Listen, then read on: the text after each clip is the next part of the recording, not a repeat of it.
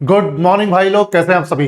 मैं भवानी सिंह आप सभी का स्वागत करता हूं आपके अपने परिवार GK junction by Bhavani sir channel पर। तो दोस्तों, जो डेली करंट अफेयर्स आपकी पिछले 3-4 दिन से मिस हो रही थी, वही सारे सेशंस मैं लेकर आ गया हूं एक साथ। बेसिकली उनका कंपाइलेशन लेकर आ गया हूं ताकि आपकी कोई भी इंपॉर्टेंट करंट अफेयर ना छूटे। और ये सारी की सारी करंट अफेयर्स आपके लिए बहुत जरूरी है, तो ये सेशन बिल्कुल एंड तक देखिएगा। और कुछ बच्चे पूछ रहे थे कि सर क्या ये करंट अफेयर की सीरीज, डेली करंट अफेयर की सीरीज क्या बंद हो गई है? बंद नहीं हुई है, बस थोड़ा फॉर्मेट में चीजें बदलाव की जा रही थी ताकि और सही तरीके से ये कंटेंट आपको प्रोवाइड किया जा सके। तो अगली जो करंट अफेयर्स आएंगी आपके पास 30 या 31 तारीख की, तो वहां पे आप देखोगे कि वो पूरी तरीके से उस तरह से आएंगी जिस तरह से आपको मिलनी चाहिए। ठीक है, तो चलिए शुरुआत करते हैं 26 से लेकर 29 जनवरी तक की जो हमारी डेली करंट अफेयर्स है उनकी। और बहुत इंपॉर्टेंट ये सारी की सारी खबरें हैं। तो सेशन की शुरुआत करने से पहले सभी को बताना चाहूंगा दोस्तों, जो भी बच्चे हमारे साथ यूट्यूब पे जुड़े हुए हैं उनको पीडीएफ्स मिल रही हैं GK junction by Bhavani sir Telegram channel पे। अभी तक आपने इसको ज्वाइन नहीं किया है तो ज्वाइन कर लीजिए ताकि रेगुलरली आपको पीडीएफ्स यहां पर मिलती रहे और आप लोग रिवीजन टाइमली करते रहे। साथ ही साथ जो भी हमारे एनटीपीसी के छात्र हैं, जो भी 2025 का एनटीपीसी का एग्जाम देंगे, वो एनटीपीसी की जीके के लिए दोपहर को 1 बजे जुड़े, क्योंकि 1 बजे मंडे टू सैटरडे हमारी क्लास चलती है जीके की। और बहुत जबरदस्त ये यूट्यूब का हमारा प्लान है जहां पे हम जीके को कवर कर रहे हैं। हम लोग इंडियन ज्योग्राफी ऑलरेडी कवर कर चुके हैं, वर्ल्ड ज्योग्राफी ऑलरेडी कवर कर चुके हैं। एंशिएंट हिस्ट्री जो है आपकी आज शुरू हो रही है 1 बजे से। शुरू तो हो जानी थी कल रात को ही 8 बजे, पर किसी टेक्निकल ग्लिच की वजह से वो दिक्कत आ गई। पर आज से चालू हो रही है तो आप लोग बढ़िया तरीके से इसको कवर करेंगे। संडे को भी हम ये क्लास कवर करने वाले हैं ताकि आपका टाइमली 3 फरवरी को आपकी 7 सेशंस जो हैं एंशिएंट हिस्ट्री के हो जाएं। तो एंशिएंट हिस्ट्री अभी हमारी शुरू हो रही है, उसके बाद मेडिवल आएगी, मॉडर्न आएगी, फिर Indian polity, economics, static GK. इस तरह से सारी चीजें हम एग्जाम से पहले कवर कर लेंगे। पर एक चीज आपको याद रखनी है, जो भी बच्चों का बेसिक्स या फाउंडेशन क्लियर नहीं है उनको यहां पर थोड़ी मुश्किल आ सकती है। ठीक है, ये प्रैक्टिस सेशंस उनके लिए है जिन्होंने अपना सिलेबस खत्म कर लिया है, जिन्होंने अपना फाउंडेशन पढ़ लिया है, उनके लिए फायदेमंद है। पर जिन्होंने अभी अभी जस्ट शुरुआत की है और वो बिना फाउंडेशन पढ़े प्रैक्टिस कर रहे हैं, तो बेटा पहले आप फाउंडेशन क्लियर करो, आप अपने बेसिक्स क्लियर करो। ठीक है भाई, चलिए। अच्छा, एक चीज बड़ी इंपॉर्टेंट आपके लिए आ रही है भाई। कल यानी कि 31 जनवरी को दोपहर 12 बजे मैं लाइव लेकर आ रहा हूं हमारे एसएससी एस्पिरेंट्स के लिए एक बड़ा अनाउंसमेंट। बहुत खास ये अनाउंसमेंट होने वाला है। तो जो भी हमारे ऐसे एस्पिरेंट्स हैं जो एसएससी की भी तैयारी करते हैं या एसएससी की ही तैयारी कर रहे हैं, वो लोग जरूर जुड़े। और बहुत ही शानदार पूरी जबरदस्त प्लानिंग आपके लिए मैं लेकर आ रहा हूं एसएससी के लिए। तो अब तक हमने रेलवे में बढ़िया मेहनत की है, अब हम रेलवे के साथ साथ एसएससी में भी मेहनत करने वाले हैं। चलिए, तो आज के सेशन की शुरुआत करते हैं 26 जनवरी से लेकर 29 जनवरी तक की डेली करंट अफेयर। पहला सवाल आपके सामने, 26 जनवरी 2026 को गणतंत्र दिवस का कौन सा संस्करण मनाया गया है? Which edition of Republic Day is observed or has been observed on 26th Jan 2026? तो भैया 26 जनवरी 2026 को गणतंत्र दिवस का कौन सा संस्करण मनाया गया है? तो यह मनाया गया दोस्तों 77th republic day, 77th republic day. ठीक है, गणतंत्र दिवस हमने कौन सा मनाया है? 77वां मनवाया है। ठीक है, और साथ ही साथ मैं आपको बता दूं, रिपब्लिक डे जो है ये हर साल 26 जनवरी को मनाया जाता है। हम सब जानते हैं, बचपन से हम देखते आ रहे हैं, हर 26 जनवरी को जो है यहां पर गणतंत्र दिवस मनाया जाता है। और ये 77th रिपब्लिक डे है। और मैं आपको बता दूं, ये गणतंत्र दिवस या रिपब्लिक डे हम इसलिए मनाते हैं क्योंकि इस दिन हमारे देश का जो संविधान है वो लागू हुआ था। तो 26 जनवरी 1950 में हमारे देश का संविधान लागू हुआ था और उसी उपलक्ष्य में हम गणतंत्र दिवस हर 26 जनवरी को मनाते हैं। साथ ही साथ मैं आपको बता दूं कि जो कर्तव्य पथ है, जैसे पहले राजपथ बोलते थे, वहां पर इस दिन रिपब्लिक डे परेड होती है। ठीक है, और हर साल ही होती है। जबरदस्त तरीके से यहां पर प्रदर्शनी की जाती है। हमारे जो भी आर्म्ड फोर्सेस के पास जो हथियार हैं, जो स्ट्रेटेजिक एसेट्स हैं, उन सब की यहां पर प्रदर्शनी की जाती है। और इस बार जो थीम रही है रिपब्लिक डे की दोस्तों, वो रही है कि 150 साल यानी 150 वर्ष ऑफ वंदे मातरम यानी 150 years of Vande Mataram and the idea of आत्मनिर्भर भारत सेल्फ रिलायंट इंडिया, यानी कि मुख्य विषय रहा वंदे मातरम के 150 ईयर्स यानी 150 वर्ष और आत्मनिर्भर भारत के विचार पर, ठीक है, फोकस। तो ये हमारी यहां पे थीम रही है। चलिए next, how many people have been conferred with the Padma Vibhushan awards 2026, वर्ष 2026 में कितने लोगों को पद्म विभूषण पुरस्कार से सम्मानित किया गया है। देखो पद्मा अवार्ड्स आप सब जानते हो 1954 में इनका गठन किया गया था, और पद्मा अवार्ड्स जो हैं और भारत रत्न ये हमारे देश में नागरिकों को प्रदान किए जाने वाले सर्वोच्च पुरस्कार है। जैसे भारत रत्न तो इन सब में ही सबसे ऊंचा पुरस्कार है, भारत रत्न, और उसके बाद फिर आ जाता है पद्म विभूषण, फिर पद्म भूषण, फिर पद्मश्री, ठीक है। तो पद्मा अवार्ड्स की अगर हम बात करें तो 1954 में इनका गठन हुआ था। तो सबसे पहले हम बात कर रहे हैं पद्म विभूषण की। तो पद्म विभूषण जो है 2026 में 5 लोगों को दिया गया है। कितने लोगों को दिया गया है? 5 लोगों को। मैं भी आपको लिस्ट बताऊंगा। उसके अलावा 13 लोगों को पद्म भूषण दिया गया है दोस्तों, पद्म भूषण दिया गया है, ठीक है, जो हमारा थर्ड हाईएस्ट सिविलियन अवार्ड है, ठीक है। तीसरा सर्वोच्च नागरिक सम्मान है, और उसके बाद चौथा सर्वोच्च नागरिक सम्मान है पद्मश्री, वो दिया गया है 113 लोगों को, पद्मश्री 113 लोगों को। तो टोटल जो करते हो आप तो ये आ जाता है 131, यानी टोटल 131 पद्मा अवार्ड्स दिए गए 2026 में, ठीक है भाई। चलिए यहां पर आप देख सकते हैं कि जैसे 131 जो पद्म पुरस्कार है वो टोटल दिए गए हैं, और इसमें 5 जो है पद्म विभूषण है, 13 पद्म भूषण है और 113 पद्म श्री है। बाकी जो 5 पद्म विभूषण दिए गए हैं वो इन 5 लोगों को दिए गए हैं, इन क्षेत्रों से, इन फील्ड से आते हैं और इस राज्य को ये बिलोंग करते हैं या यूटी को बिलोंग करते हैं। तो आप सब देखें यहां पर कि श्री धर्मेंद्र सिंह देओल हमारे वेटरन एक्टर जिनकी हाल ही में डेथ हो गई थी बढ़ती उम्र और बीमारियों के चलते, तो धर्मेंद्र जी को यहां पर कला के क्षेत्र से ये सम्मान मिला है, महाराष्ट्र को बिलोंग करते हैं। और उसके बाद श्री केटी थॉमस जो पब्लिक अफेयर्स के लिए केरल को बिलोंग करते हैं, पब्लिक अफेयर्स के लिए इनको यहां पे सम्मान मिला है। मिस एन राजम को कला क्षेत्र के लिए उत्तर प्रदेश से हैं ये, इनको यहां पर मिला है। पी नारायणन को लिटरेचर और एजुकेशन के लिए ये केरल से इनको मिला है।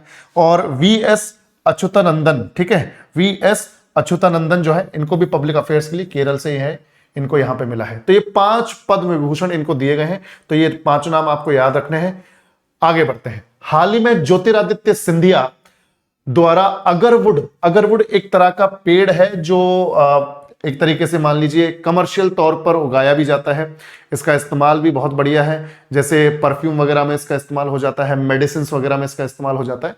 तो अगरवुड मूल्य श्रृंखला विकास योजना किस राज्य में शुरू की गई थी? Recently the agarwood value chain development scheme was launched by Jyotiraditya Scindia in which state? तो ज्योतिरादित्य सिंधिया जो है ये minister of development of north east region है, उत्तर पूर्वी जो राज्य हैं भारत के उनके विकास के मिनिस्टर हैं ये।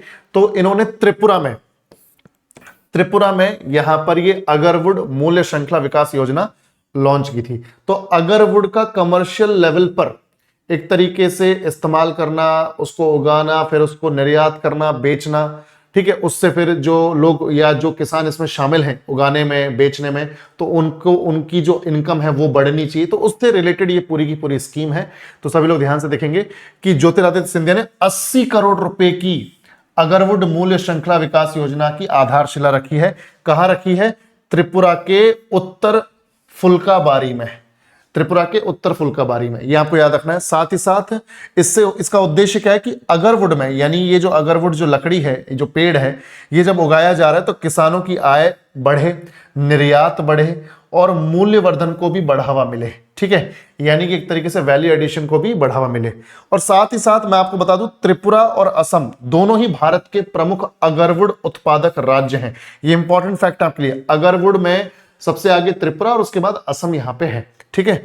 और गोलाघाट, असम के गोलाघाट में और त्रिपुरा में 2 केंद्रीय प्रसंस्करण केंद्र स्थापित किए जाएंगे, यानी अगरवुड को प्रोसेस करने के लिए, अगरवुड पेड़ को लकड़ी के रूप में प्रोसेस करने के लिए 2 सेंट्रल प्रोसेसिंग यूनिट जो है स्थापित की जाएगी, एक त्रिपुरा में और एक गोलाघाट में, असम में।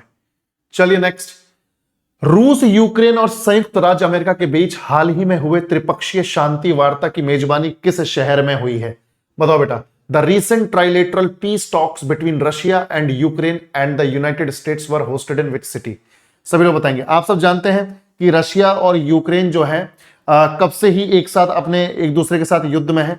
आप सब जानते हो 2014 से एक दूसरे के साथ युद्ध में है। 2022 में तो ये युद्ध जो है ये अपनी चरम पर पहुंच गया।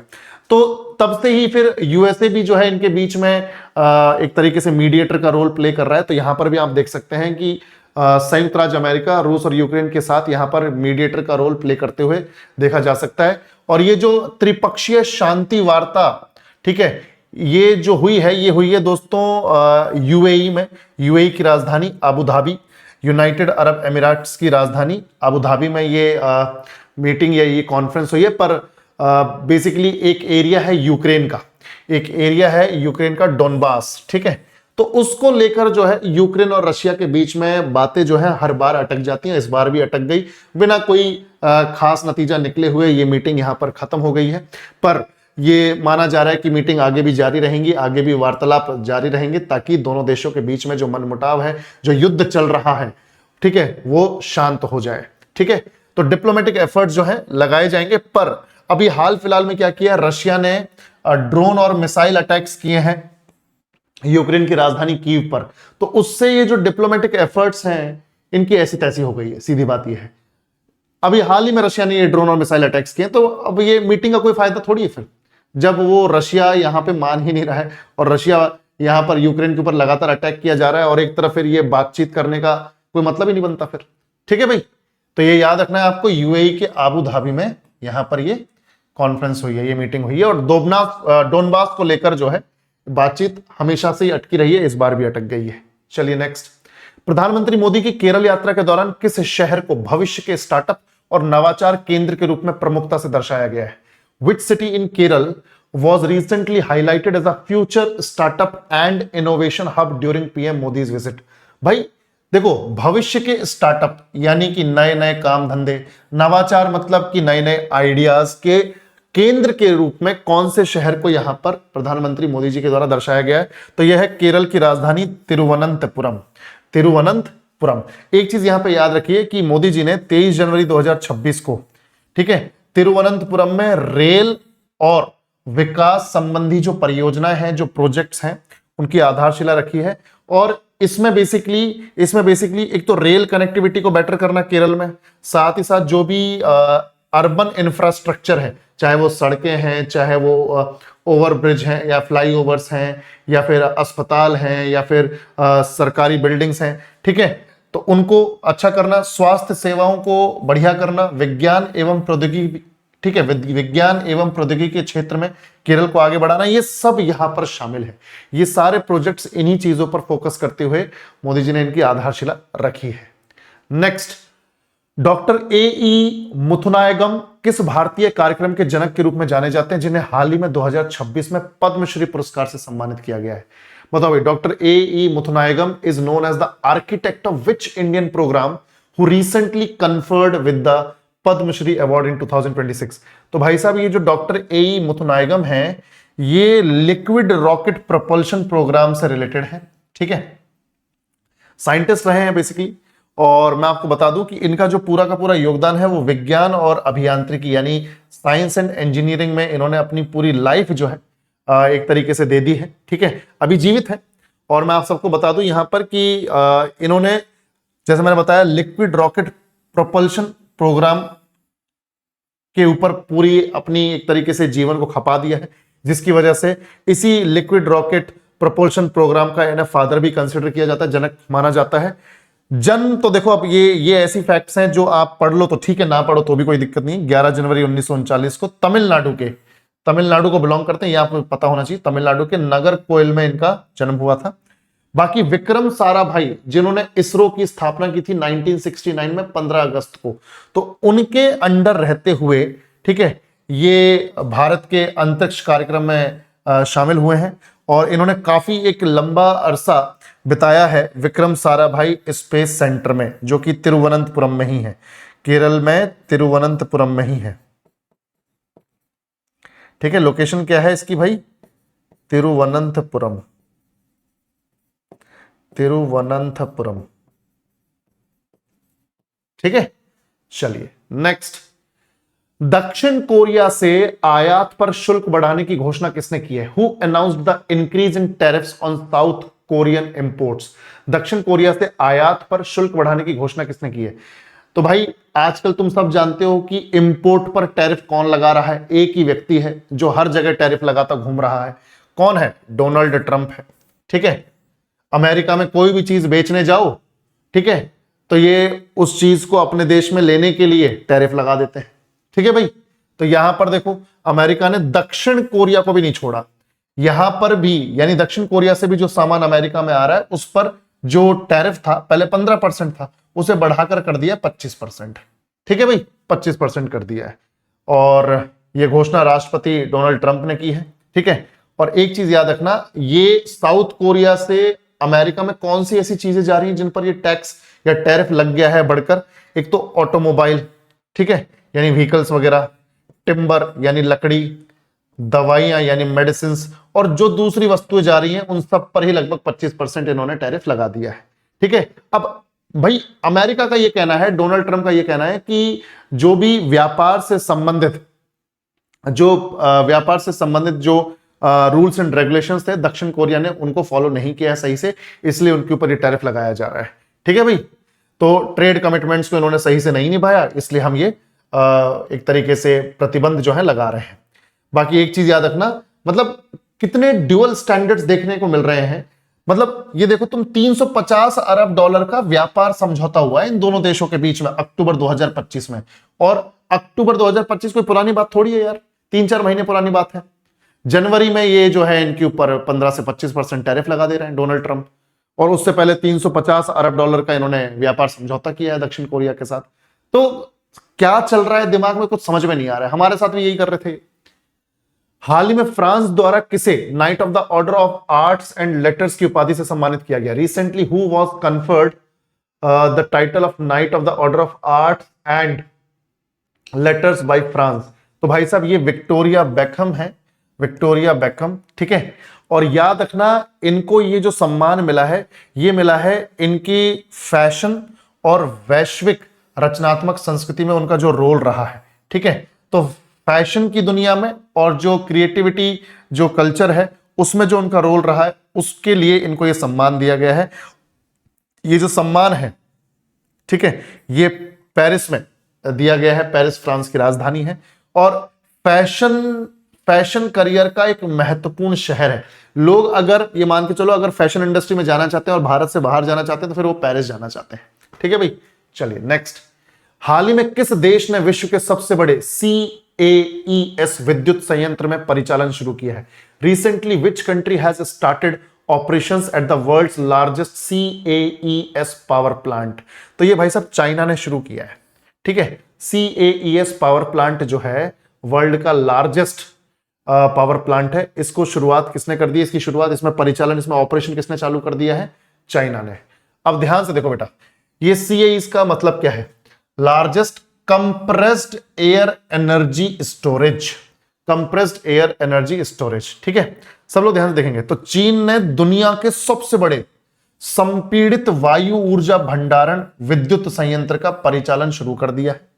अब एक चीज याद रखना, पहले बात तो इसकी लोकेशन, ये जो प्लांट है ये जियांगसू प्रांत में है, चाइना के जियांगसू प्रांत में है, और चीन के हरित ऊर्जा परिवर्तन में योगदान देता है। ठीक है, यानी जो ग्रीन एनर्जी, चाइना का जो ग्रीन एनर्जी ट्रांजिशन है उसमें महत्वपूर्ण योगदान देता है। चाइना भी हमारी तरह ग्रीन एनर्जी की तरफ शिफ्ट हो रहा है। जो ये ट्रेडिशनल जो तरीके हैं, कोल से, पेट्रोलियम से, नेचुरल गैस से जो बिजली बनाने के जो तरीके हैं उनसे शिफ्ट हो रहे हैं। सभी देश शिफ्ट हो रहे हैं, हम और चाइना ही क्या, सभी शिफ्ट होने की कोशिश कर रहे हैं कि भाई हम जो क्लीन एनर्जी है उसकी तरफ ज्यादा शिफ्ट हो जाए। यानी जो सोलर से जो एनर्जी बन रही है, विंड से जो एनर्जी बन रही है, टाइड से जो एनर्जी बन रही है ना, उसकी तरफ हम शिफ्ट हो जाएं। पर एक चीज याद रखना, ये जो CAES जो पावर प्लांट है, यानी कंप्रेस्ड एयर एनर्जी स्टोरेज है, इसकी जो भंडारण क्षमता है, स्टोरेज कैपेसिटी है, वो है 2400 मेगावाट घंटे। ठीक है। और इसकी जो प्रोडक्शन कैपेसिटी है, उत्पादन क्षमता है, बिजली उत्पादन क्षमता है, वो है 600 मेगावाट। ठीक है भाई, मतलब ये मान के चलो कि इस प्लांट से जो बिजली पैदा होगी उससे हर वर्ष 6 लाख घरों को आराम से बिजली दी जा सकती है। यानी जो बिजली यहां पे पैदा होगी वो 6 लाख घरों में आराम से हर साल बिजली प्रोवाइड कर सकती है। ठीक है, बाकी ये टेक्निक क्या है, CAES तकनीक क्या है, ये कंप्रेस्ड एयर एनर्जी स्टोरेज क्या है, कि अतिरिक्त बिजली का उपयोग करके, यानी जो सरप्लस इलेक्ट्रिसिटी है उसका उपयोग करके हवा को यानी एयर को कंप्रेस करके ऊर्जा का भंडारण यानी एनर्जी को स्टोर करने का काम है ये। तो इस तरह की टेक्नोलॉजी है। चलिए, चंबल नदी के बाद सबसे अधिक घड़ियाल मतलब उस तरह की मगरमच्छ की कैटेगरी है जो मछली खाते हैं। तो चंबल नदी के बाद सबसे अधिक घड़ियालों यानी मछली खाने वाले मगरमच्छों वाली दूसरी प्रमुख नदी कौन सी बन गई है? तो वैसे तो चंबल में सबसे ज्यादा घड़ियाल है, पर अभी जो है गंगा की सहायक नदी है गंडक। ठीक है, वैसे तो ये सारी ही गंगा की सहायक नदी है। ये गंडक है, गंडक आती है नेपाल की तरफ से।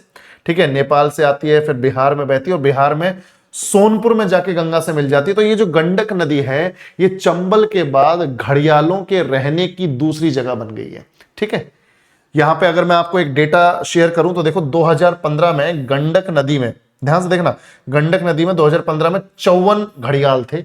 अब 10 सालों में 2025 में आके ये 400 से अधिक हो गए। और अगर तुम देखोगे कि जो छोटे घड़ियाल हैं, जो बच्चे घड़ियाल हैं, उन सबको मिला लें तो 1000 से ज्यादा है भाई गंडक नदी में। ठीक है, तो ये डेटा आपको थोड़ा सा याद रखना है।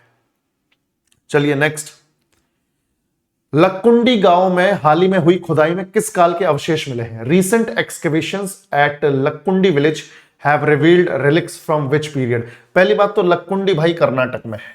कहां पर है दोस्तों? ये कर्नाटक में है। ठीक है, ये कहां पर है? कर्नाटक में है लक्कुंडी। और लक्कुंडी में एक मंदिर भी है। ठीक है, काफी फेमस मंदिर है, कोटे वीरभद्रेश्वर मंदिर है। ठीक है, तो यहां पर अभी खुदाई चल रही है कोटे वीरभद्रेश्वर मंदिर के आसपास के इलाके में।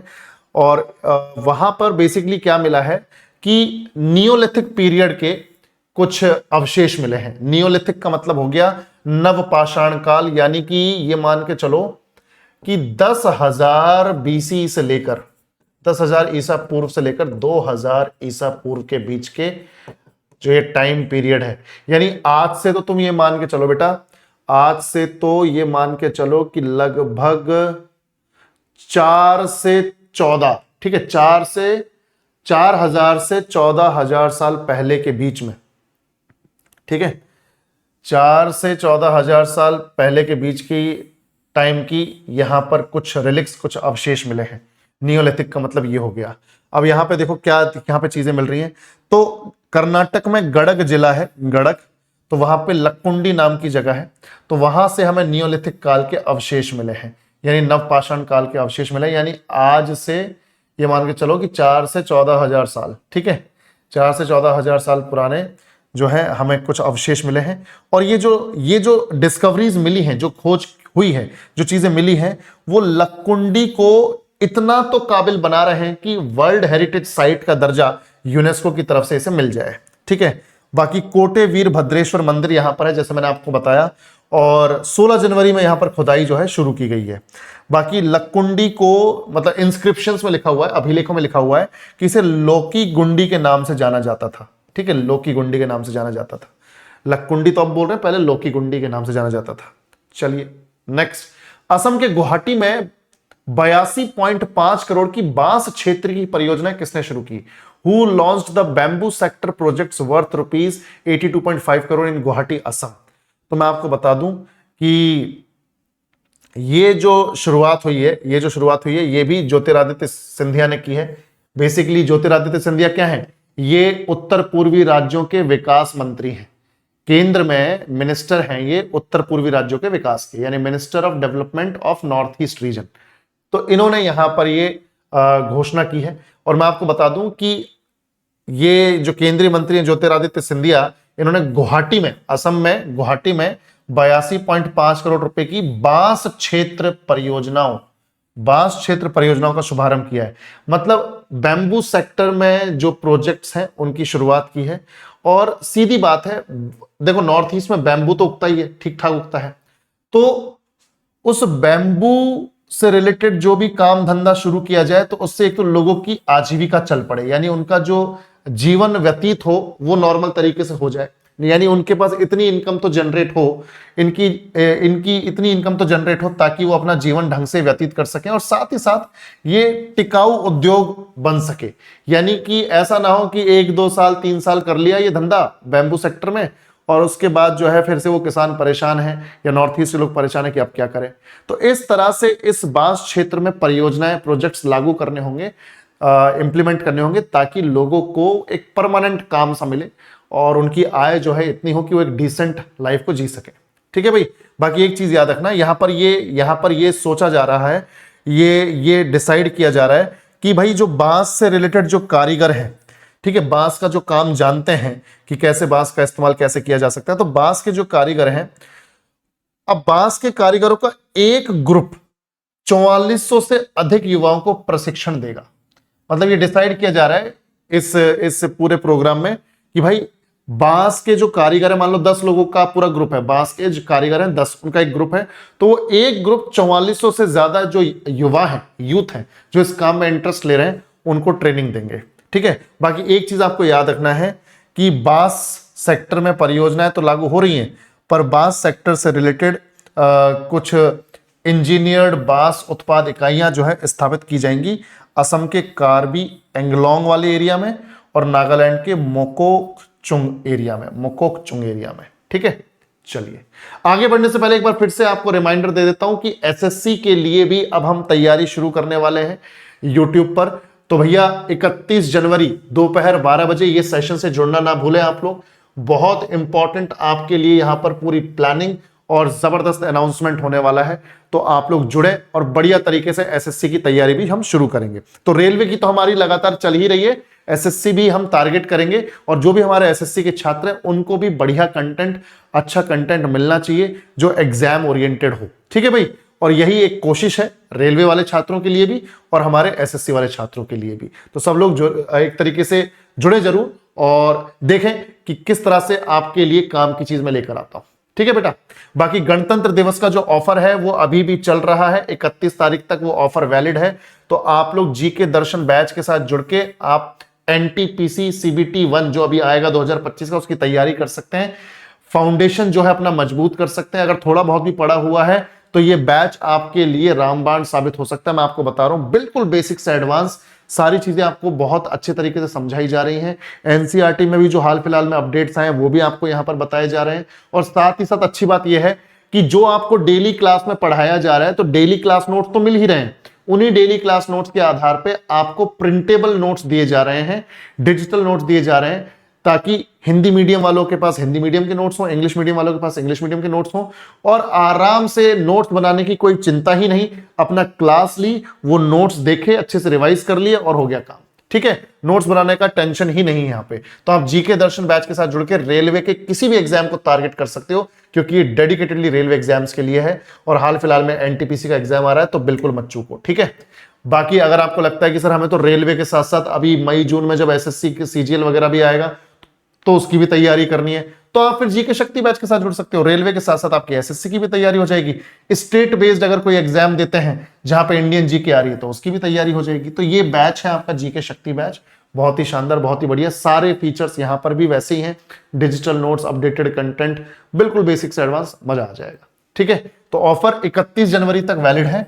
बिल्कुल भी इस ऑफर को मत छोड़ें। GK junction by Bhavani sir application को डाउनलोड कर लीजिए और इससे बेस्ट प्राइस नहीं मिलने वाला है। इससे नीचे इस कोर्स का या जो दोनों कोर्सेज है उनका प्राइस नहीं जाएगा।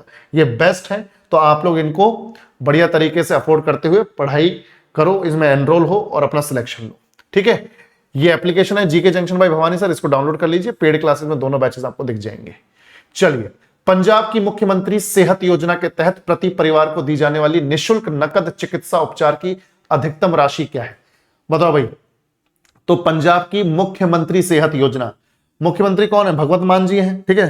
तो भगवंत मान ने और अरविंद केजरीवाल ने ये एक योजना निकाली है मुख्यमंत्री सेहत योजना, जिसमें प्रति परिवार, पंजाब में लगभग 65 लाख परिवार है, 65 लाख परिवार है, तो 65 लाख परिवारों को, ठीक है, प्रति परिवार 10 लाख तक की कैशलेस सुविधा दी जा रही है प्रति परिवार। अब किसी परिवार में 5 सदस्य हैं, किसी में 10 हैं, किसी में 15 हैं, किसी में 8 हैं, तो एक परिवार में जितने भी सदस्य हैं उनको हर साल 10 लाख तक का जो इलाज है वो फ्री में करवाने को मिल रहा है। अगर वो कोई बीमारी से पीड़ित है परिवार में कोई भी सदस्य, तो 10 लाख तक का इलाज, सभी लोगों का मिलाकर 10 लाख तक का इलाज हो सकता है एक साल में। ठीक है भाई, तो ये जो स्कीम है ये इसे बोल रहे हैं हम मुख्यमंत्री सेहत योजना। ठीक है, और ये पंजाब सरकार ने इसको लॉन्च किया है। तो ये याद रखना, 10 लाख तक का कैशलेस, यानी आपको एक पैसा खर्च नहीं करना है, पूरी तरह से कैशलेस, यानी एक तरीके से नकदी का कहीं इस्तेमाल ही नहीं होना है, इलाज आपका बढ़िया होगा, जबरदस्त तरीके से होगा। तो इसमें पंजाब के सभी 65 लाख परिवारों को शामिल कर लिया गया है। ठीक है, तो याद रखना 65 लाख परिवारों को शामिल कर लिया है। कोई इनकम लिमिट नहीं देखी जा रही है कि कोई अमीर है गरीब है, सबको शामिल कर लिया है, करवाओ इलाज आराम से फ्री में। ठीक है, तो 10 लाख पर फैमिली पर ईयर, प्रति परिवार 10 लाख रुपए का खर्चा सरकार खुद ही दे रही है कि भैया इलाज करवाओ आराम से। ठीक है, चलिए next. National tourism day in India is observed on which date? Bharat में राष्ट्रीय पर्यटन दिवस किस तिथि को मनाया जाता है? भाई 25 जनवरी को मनाया जाता है पर्यटन दिवस। कब मनाया जाता है? 25 जनवरी को। और 25 जनवरी को ही मनाया जाता है नेशनल वोटर्स डे, राष्ट्रीय मतदाता दिवस। ये भी याद रखना, नेशनल वोटर्स डे, राष्ट्रीय मतदाता दिवस। ठीक है, सो बेसिकली जो 25 जनवरी है उसको हम नेशनल टूरिज्म डे भी मनाते हैं और नेशनल वोटर्स डे यानी राष्ट्रीय मतदाता दिवस भी मनाते हैं। टूरिज्म डे इसलिए मना रहे हैं ताकि हमारे देश का जो टूरिज्म है उसको प्रमोट किया जा सके, उसको बढ़ावा दिया जा सके और लोग आए और टूरिज्म को भारत में एंजॉय करें। वहीं नेशनल वोटर्स डे इसलिए मनाते हैं ताकि लोगों को जागरूक किया जा सके कि उनका वोट कितना कीमती है और उन्हें राइट टू वोट जो मिला हुआ है उसका इस्तेमाल करना चाहिए। चलिए, तो ये सारी चीजें यहां पर हैं, आगे बढ़ते हैं। बताओ भाई, आईसीसी पुरुष टी20 विश्व कप 2026 में बांग्लादेश की जगह किस टीम को मिली? Which team replaced Bangladesh in the ICC men's टी20 वर्ल्ड कप 2026? भाई बांग्लादेश की टीम ने हाल फिलहाल में नाटक किया है कि हम भारत में जो भी हमारे मैचेस भारत में तय किए गए, क्योंकि भारत और श्रीलंका दोनों होस्ट कर रहे हैं, तो ये बोल रहे हैं कि हम भारत में कोई भी हमारा मैच है तो हम उसको भारत में खेलेंगे नहीं, हमारी सिक्योरिटी को लेकर खतरा है, हम चाहते हैं कि हमारे वो सारे मैचेस जो है श्रीलंका में करवा दिए जाएं। तो आईसीसी ने साफ मना कर दिया कि इस तरह के कोई खतरे आपको नहीं है, ना आपकी टीम को है, आप लोग बेवजह यहां पर कंट्रोवर्सी क्रिएट कर रहे हैं और हमें नहीं लगता कोई खतरा है। तो भारत में जो मैचेस बांग्लादेश के होने हैं वो भारत में ही होंगे, अगर आपको खेलना है तो बताओ। इन्होंने मना कर दिया तो बोला ठीक है, आप नहीं खेल रहे तो हम स्कॉटलैंड को शामिल कर रहे हैं, तो स्कॉटलैंड को यहां पर शामिल कर लिया गया है। बांग्लादेश की वजह से स्कॉटलैंड को मौका मिल गया भाई साहब यहां पर। ठीक है, तो स्कॉटलैंड ने आईसीसी पुरुष टी20 विश्व कप 2026 में बांग्लादेश की जगह ले ली है और बांग्लादेश ने भारत में वही वाली बात है, मना कर दिया कि भारत में जहां जिस टाइम पे हमारे मैचेस हो रहे हैं हम उसमें पार्टिसिपेट नहीं करेंगे। तो भाई तुम अपनी ऐसी तैसी कराओ, कोई दिक्कत नहीं। ठीक है, तुम्हारे खेलने की जरूरत भी नहीं है। तो यहां पर पूरा आकलन करने के बाद, पूरा एनालिसिस, पूरी समीक्षा करने के बाद जब कोई खतरा ही फील नहीं हो रहा, जबरदस्ती यहां पर इस तरह की चीजें हो रही हैं। बाकी स्कॉटलैंड को टी20 अंतरराष्ट्रीय टूर्नामेंट में क्वालिफाई ना करने वाली दूसरी सबसे उच्च रैंकिंग वाली टीम के रूप में चुना गया है। ठीक है, और मतलब बेसिकली क्या था, जो क्वालिफाई करने के लिए जो मैचेस हुए थे स्कॉटलैंड क्वालिफाई नहीं कर पाया था, पर हाँ जो क्वालिफाई नहीं कर पाए थे देश, उनमें सबसे ऊपरी रैंकिंग थी, तो इसको जगह यहां पर दे दी गई है। अब ग्रुप सी में, जो ये ग्रुप सी बना है, ग्रुप सी में अब इंग्लैंड है, इटली है, नेपाल है, वेस्ट इंडीज है और यहां पर स्कॉटलैंड है अब। ठीक है, चलिए, हाल ही में दुनिया की सबसे पुरानी ज्ञात गुफा कलाकृति कहां खोजी गई थी बताओ? Recently where was the world's oldest known cave art work discovered? भाई साहब बेसिकली हुआ क्या है, ये इंडोनेशिया में सुलावेसी आइलैंड है, तो वहां पर चूने पत्थर की गुफाएं हैं। तो चूने पत्थर की गुफाओं पे ऐसे हाथ रखे और उसके बाद फूंक मार के ये जो रेड कलर है ये लगाया गया, यानी हाथ रख दिया और हाथ के ऊपर और हाथ के आसपास रेड कलर फूंक मार के यहां पे लगा दिया है। और ये काम जो है कितने साल पहले हुआ है? 67,800 साल पहले, 67,800 वर्ष पहले, और ये मानव के हाथ है। ठीक है, तो 67,800 वर्ष पूर्व जो उस वक्त कोई मानव रहा होगा, तो उसके हाथों के निशान है ये, ठीक है। तो इतना पुराना हमारे पास ये एक एविडेंस लग गया है हाथ, ठीक है। तो इंडोनेशिया के सुलावेसी आइलैंड पर लाइमस्टोन जो गुफाएं हैं, चूना पत्थर गुफाएं हैं, वहां पर ये मिला है।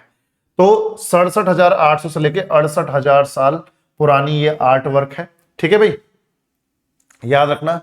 और जैसे मैंने आपको बताया कि ये सुलावेसी के चूना पत्थर की गुफाओं में खोजी गई है, और गुफा की दीवार पर रखे हाथ पर लाल रंग को फूंक मारकर वो पूरी की पूरी आर्ट बनाई गई है। यानी लाल रंग, ऑब्वियस सी बात है, हाथ के नीचे जो स्पेस है वहां पर तो लगा नहीं, आसपास सब जगह लग गया, तो जब हाथ हटाया तो वो पूरा निशान बन गया। तो इस तरीके से इसको बनाया गया है। नेक्स्ट, डोनाल्ड ट्रंप ने कनाडा द्वारा चीन के साथ व्यापारिक संबंध बढ़ाने की स्थिति में क्या कार्रवाई करने की धमकी दी है। भाई साहब, डोनाल्ड ट्रंप जो है ढीला है कुछ सिस्टम इधर, ठीक है। What action did Donald Trump threaten if Canada deepens its trade relations with China. यानी डोनाल्ड ट्रंप ने, अबे कुछ और निकल जाता भाई, बच गया, आधा शब्द ही निकला है। डोनाल्ड ट्रंप ने कनाडा द्वारा चीन के साथ व्यापारिक संबंध बढ़ाने की स्थिति में क्या कार्रवाई करने की धमकी दी है। भाई साफ साफ बोल दिया है कनाडा को डोनाल्ड ट्रंप ने कि अगर आप चाइना के साथ अपने व्यापारिक रिश्तों को मजबूत करोगे तो भाई कनाडा की जो चीजें अमेरिका में आ रही हैं, हम उन पर 100% टैरिफ लगाएंगे, 100% टैरिफ लगाएंगे। यानी अगर कोई 100 रुपए की चीज आप भेज रहे हो तो उस पर आपको 200 रुपए चुकाने पड़ेंगे, ठीक है भाई। तो यहां पर याद रखना, यहां पर याद रखना दोस्तों, यहां पर साफ साफ बोल दिया कि 100 रुपए की चीज भेज रहे हो तो उस पर 100%, यानी कि 100 रुपए और आपको कीमत चुकानी पड़ेगी अमेरिका में उसे भेजने की। तो imposition of 100% tariff on Canadian goods, ठीक है भाई। तो मतलब टोटल 200 रुपए का खेला हो जाएगा।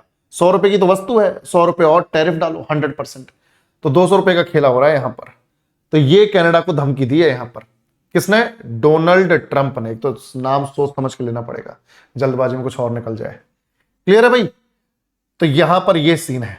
और मतलब डोनाल्ड ट्रंप को ऐसा लगता है कि भाई चाइना जो है ग्लोबल लेवल पर अपना जो ट्रेड का जो सिस्टम है उसे बहुत तेजी से एक्सपेंड कर रहा है, और वो नॉर्थ अमेरिका कॉन्टिनेंट में भी आ गया है कनाडा के थ्रू। तो इसलिए कनाडा को यह धमकी दी गई है, ठीक है, ताकि चाइनीज इंपैक्ट जो प्रभाव है वो कम रहे नॉर्थ अमेरिका कॉन्टिनेंट पर। 77वें गणतंत्र दिवस परेड में केंद्रीय गृह मंत्रालय की झांकी में, यानी सेंट्रल जो होम मिनिस्ट्री है उसकी झांकी में किन कानूनों के कार्यान्वयन को दर्शाया गया है। आप सब जानते हैं कि 2024 में हमारे 3 कानून जो हैं वो बदले गए हैं।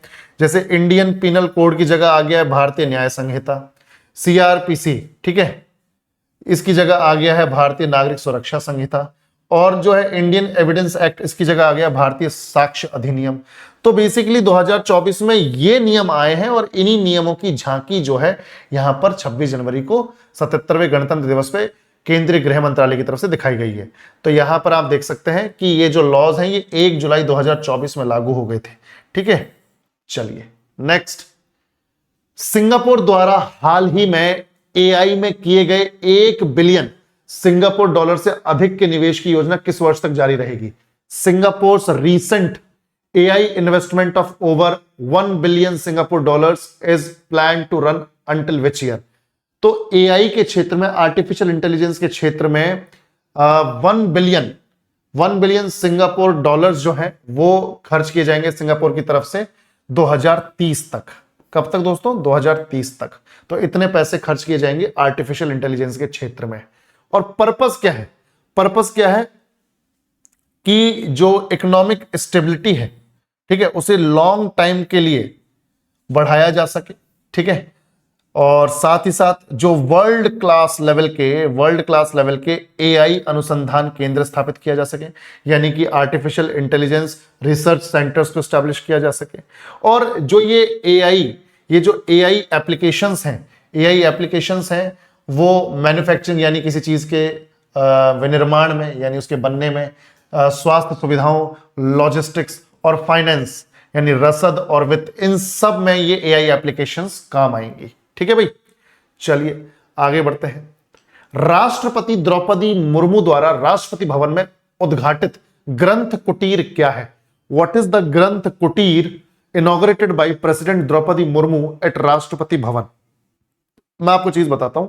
बेसिकली ये है क्या कि 11 हमारे पास भारतीय शास्त्रीय भाषाएं हैं, 11 क्लासिकल लैंग्वेजेस हैं। तो 11 क्लासिकल लैंग्वेजेस में कुछ मैन्युस्क्रिप्ट्स हैं और कुछ हमारे ग्रंथ हैं, उनको एक जगह पर संभाल के रखा जा रहा है राष्ट्रपति भवन में। तो वो जो जगह है जहां पर इन पांडुलिपियों को, है ना, पांडुलिपियों को या इन टेक्स्ट को रखा जा रहा है, उस जगह को हम बोल रहे हैं ग्रंथ कुटीर। क्या बोल रहे हैं दोस्तों? ग्रंथ कुटीर। ठीक है, यानी एक ऐसी कुटिया, एक ऐसी जगह जहां पर इन ग्रंथों को रखा जा रहा है। तो यहां पे याद रखना बेटा, 23 जनवरी 2026 को राष्ट्रपति भवन में राष्ट्रपति द्रौपदी मुर्मू द्वारा ग्रंथ कुटीर का उद्घाटन किया गया। 11 भारतीय शास्त्रीय भाषाओं में लगभग 50 पांडुलिपियां हैं वहां पर, और 2300 पुस्तकें यहां पर संग्रहित की गई हैं, यानी इनको एक तरीके से संरक्षण दिया गया है। अब कौन कौन से सब्जेक्ट्स को लेकर ये किताबें हैं, कौन कौन से सब्जेक्ट्स, कौन कौन से विषयों पर, जैसे एपिक्स हैं, कुछ महाकाव्य हैं, बड़ी बड़ी कहानियां हैं अपने पोएम के रूप में, दर्शन यानी फिलॉसफी, भाषा विज्ञान यानी कि लिंग्विस्टिक्स, इतिहास यानी हिस्ट्री, शासन यानी गवर्नेंस, विज्ञान यानी साइंस, धार्मिक साहित्य यानी रिलीजियस लिटरेचर, और भारत का संविधान यानी इंडियन कॉन्स्टिट्यूशन, सब कुछ शामिल कर लिया गया है। ठीक है, बाकी यहां पर एक चीज याद रखना, इसका पर्पस क्या है कि जो शास्त्रीय भाषाएं हैं हमारी, क्लासिकल इंडियन लैंग्वेजेस हैं, उनको प्रोटेक्ट किया जा सके, और साथ ही साथ जो हमारा ज्ञान भारतम मिशन है वो आगे सक्सेसफुल हो जाए। ज्ञान भारतम मिशन जो है वो पांडुलिपियों को सुरक्षित रखने वाला मिशन है। ठीक है, चलिए नेक्स्ट, दावोस स्विट्जरलैंड में है, दावोस स्विट्जरलैंड में है। तो दावोस में आयोजित विश्व आर्थिक मंच यानी वर्ल्ड इकोनॉमिक फोरम की वार्षिक बैठक 2026 का मुख्य विषय क्या था? What was the main theme of the World Economic Forum Annual Meeting 2026 held in Davos? तो भाई इसका था स्पिरिट ऑफ डायलॉग, संवाद की भावना। एक चीज अपने दिमाग में बिठा के रखो कि विश्व स्वास्थ्य संगठन यानी कि नहीं, यहां पर देखो, ये है वर्ल्ड इकोनॉमिक फोरम, तो विश्व आर्थिक मंच है ये यहां पे इसको गलत लिखा हुआ है, विश्व आर्थिक मंच आएगा।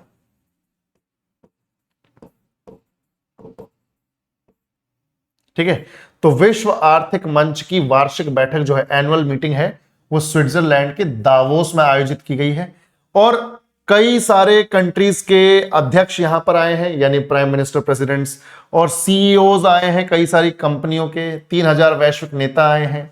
ठीक है, और यहां पर संवाद की भावना जो है वो थीम रही है, और जिसका पर्पस रहा है टकराव के बजाय सहयोग पर बल दिया जाए, यानी एक दूसरे के साथ बातचीत वगैरह करके मुद्दों को सुलझाया जाए, टकराव ना पैदा किया जाए।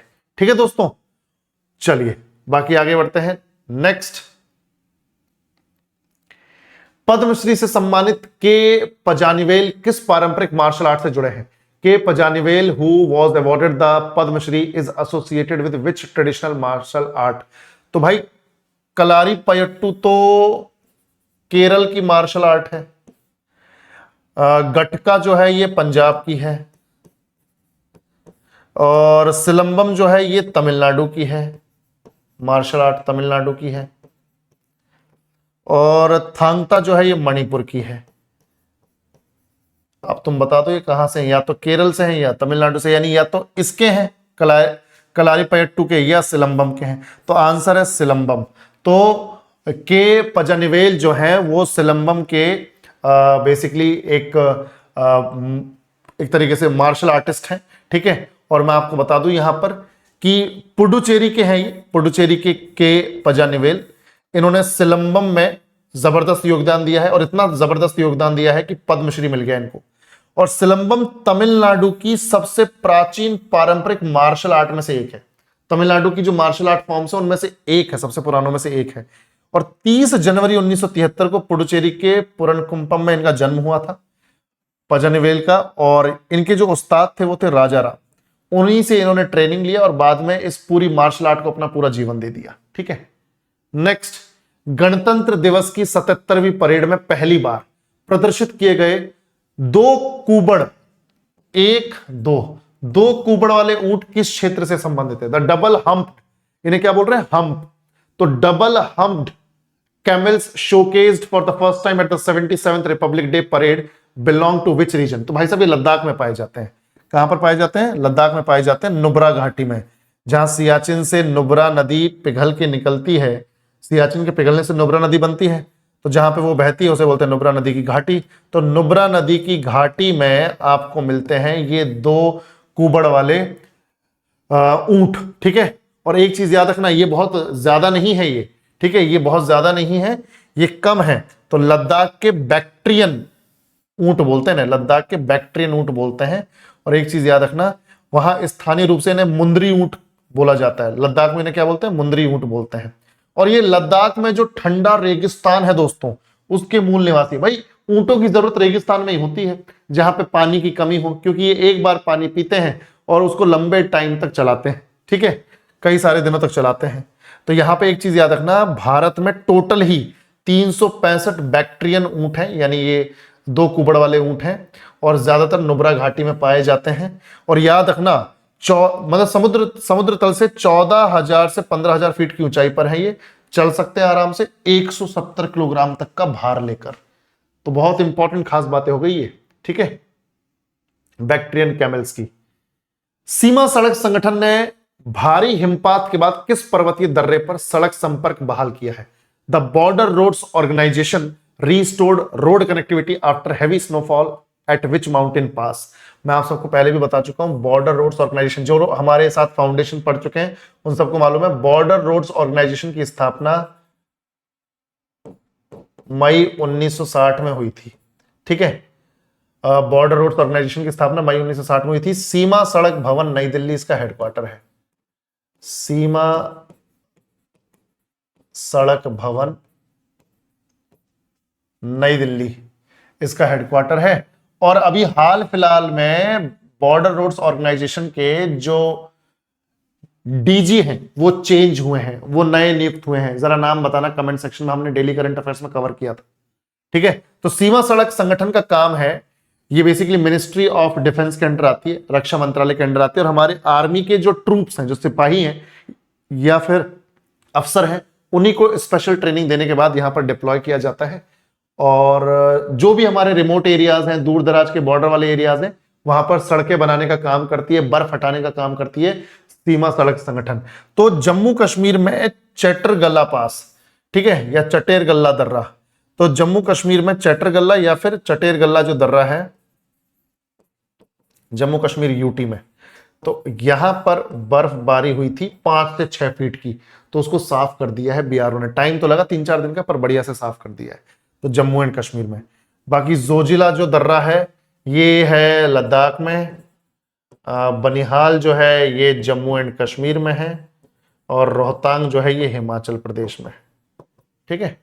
चलिए, तो यहां पर ये सारी चीजें मैंने आपको ऑलरेडी बता दी है। यहां पर आप लोग देख सकते हैं कि भाई 23 जनवरी 2026 को 5 से 6 फीट की भारी बर्फबारी हो गई थी।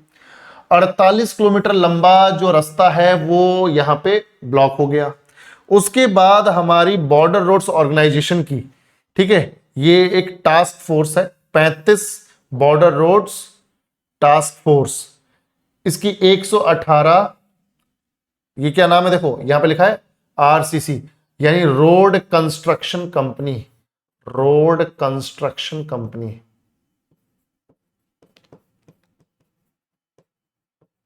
रोड कंस्ट्रक्शन कंपनी, ठीक है। तो याद रखना ये कार्य किसने किया?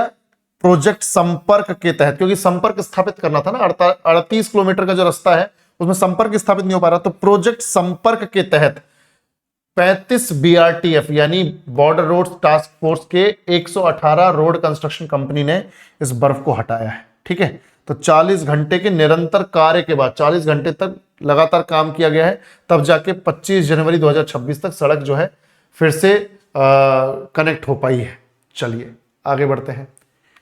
किस देश की राष्ट्रीय विधानसभा ने 15 वर्ष से कम आयु के बच्चों के सोशल मीडिया प्लेटफॉर्म पर प्रतिबंध लगाने वाले विधेयक को मंजूरी दी है? Which country's National Assembly approved a bill banning children under 15 from social media platforms? अब भाई फ्रांस में जो सोशल मीडिया प्लेटफॉर्म्स है उसमें कौन कौन से आ जाते हैं? टिकटॉक आ जाते हैं, स्नैपचैट आ जाता है, इंस्टाग्राम आ जाता है, फेसबुक आ जाता है ना, तो ये सारी चीज आ जाती है। तो ये फ्रांस ने किया है भाई साहब, डिसीजन किसने लिया है? फ्रांस ने लिया है। तो देखो फ्रांस ने ये डिसीजन लिया है कि भाई 15 साल से कम उम्र का कोई बच्चा है तो उसके नाम पर सोशल मीडिया पे कोई अकाउंट नहीं होना चाहिए, और ना ही वो उसे ऑपरेट करता रहना चाहिए। ठीक है, तो यहां पे साफ साफ बोल दिया गया है कि 15 वर्ष से कम आयु के बच्चों का सोशल मीडिया प्लेटफॉर्म पर कोई आईडी नहीं होगी, उन पर पूरी तरह से बैन है, प्रतिबंध लगा दिया गया है।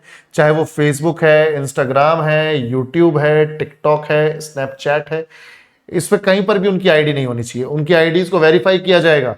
ठीक है, अगर वो फेक निकली तो भाई साहब बैंड बजेगी यहां पर, और या फिर होनी ही नहीं चाहिए। ठीक है, तो यहां पर आपको याद रखना है कि वेरिफिकेशन यहां पे होगा। ठीक है, एज वेरिफिकेशन जरूरी है। चलिए, अच्छा, आगे बढ़ने से पहले एक बार फिर से एक बार रिमाइंडर आ गया आपके लिए। ठीक है, एक बार रिमाइंडर आ गया कि रेलवे के बाद अब एसएससी की बारी है। बिग अनाउंसमेंट 31 जनवरी दोपहर 12 बजे। सेशन ऑलरेडी बना हुआ है, आप लोग ये सेशन को नोटिफाई कर लीजिए, सेशन को जाके लाइक कर दीजिए, ताकि आप जब ये सेशन चालू हो तो आपका ये सेशन मिस ना हो। ठीक है, बहुत इंपॉर्टेंट है सभी एसएससी एस्पिरेंट्स के लिए, बहुत ही जबरदस्त इवेंट है। अब रेलवे के साथ साथ हम एसएससी की भी तैयारी करेंगे बढ़िया तरीके से। ठीक है, चलिए, किस देश ने विश्व स्वास्थ्य संगठन से औपचारिक रूप से अपना नाम वापस ले लिया है? बताओ बेटा। Which country has formally withdrawn from the world health organisation? World health organisation आप जानते हो यार, 1948 में डब्ल्यूएचओ की स्थापना हुई थी, 1948 में। और इसका जो हेडक्वार्टर है, हेडक्वार्टर जेनेवा स्विट्जरलैंड में है, जेनेवा स्विट्जरलैंड में है।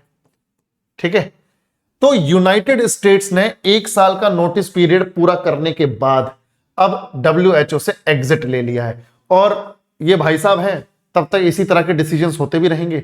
इन्होंने बोला है जिस तरह से कोविड-19 के टाइम पे वर्ल्ड हेल्थ ऑर्गेनाइजेशन ने घटिया काम किया है, उसकी वजह से हमें लगता है कि ये काम करने लायक नहीं है।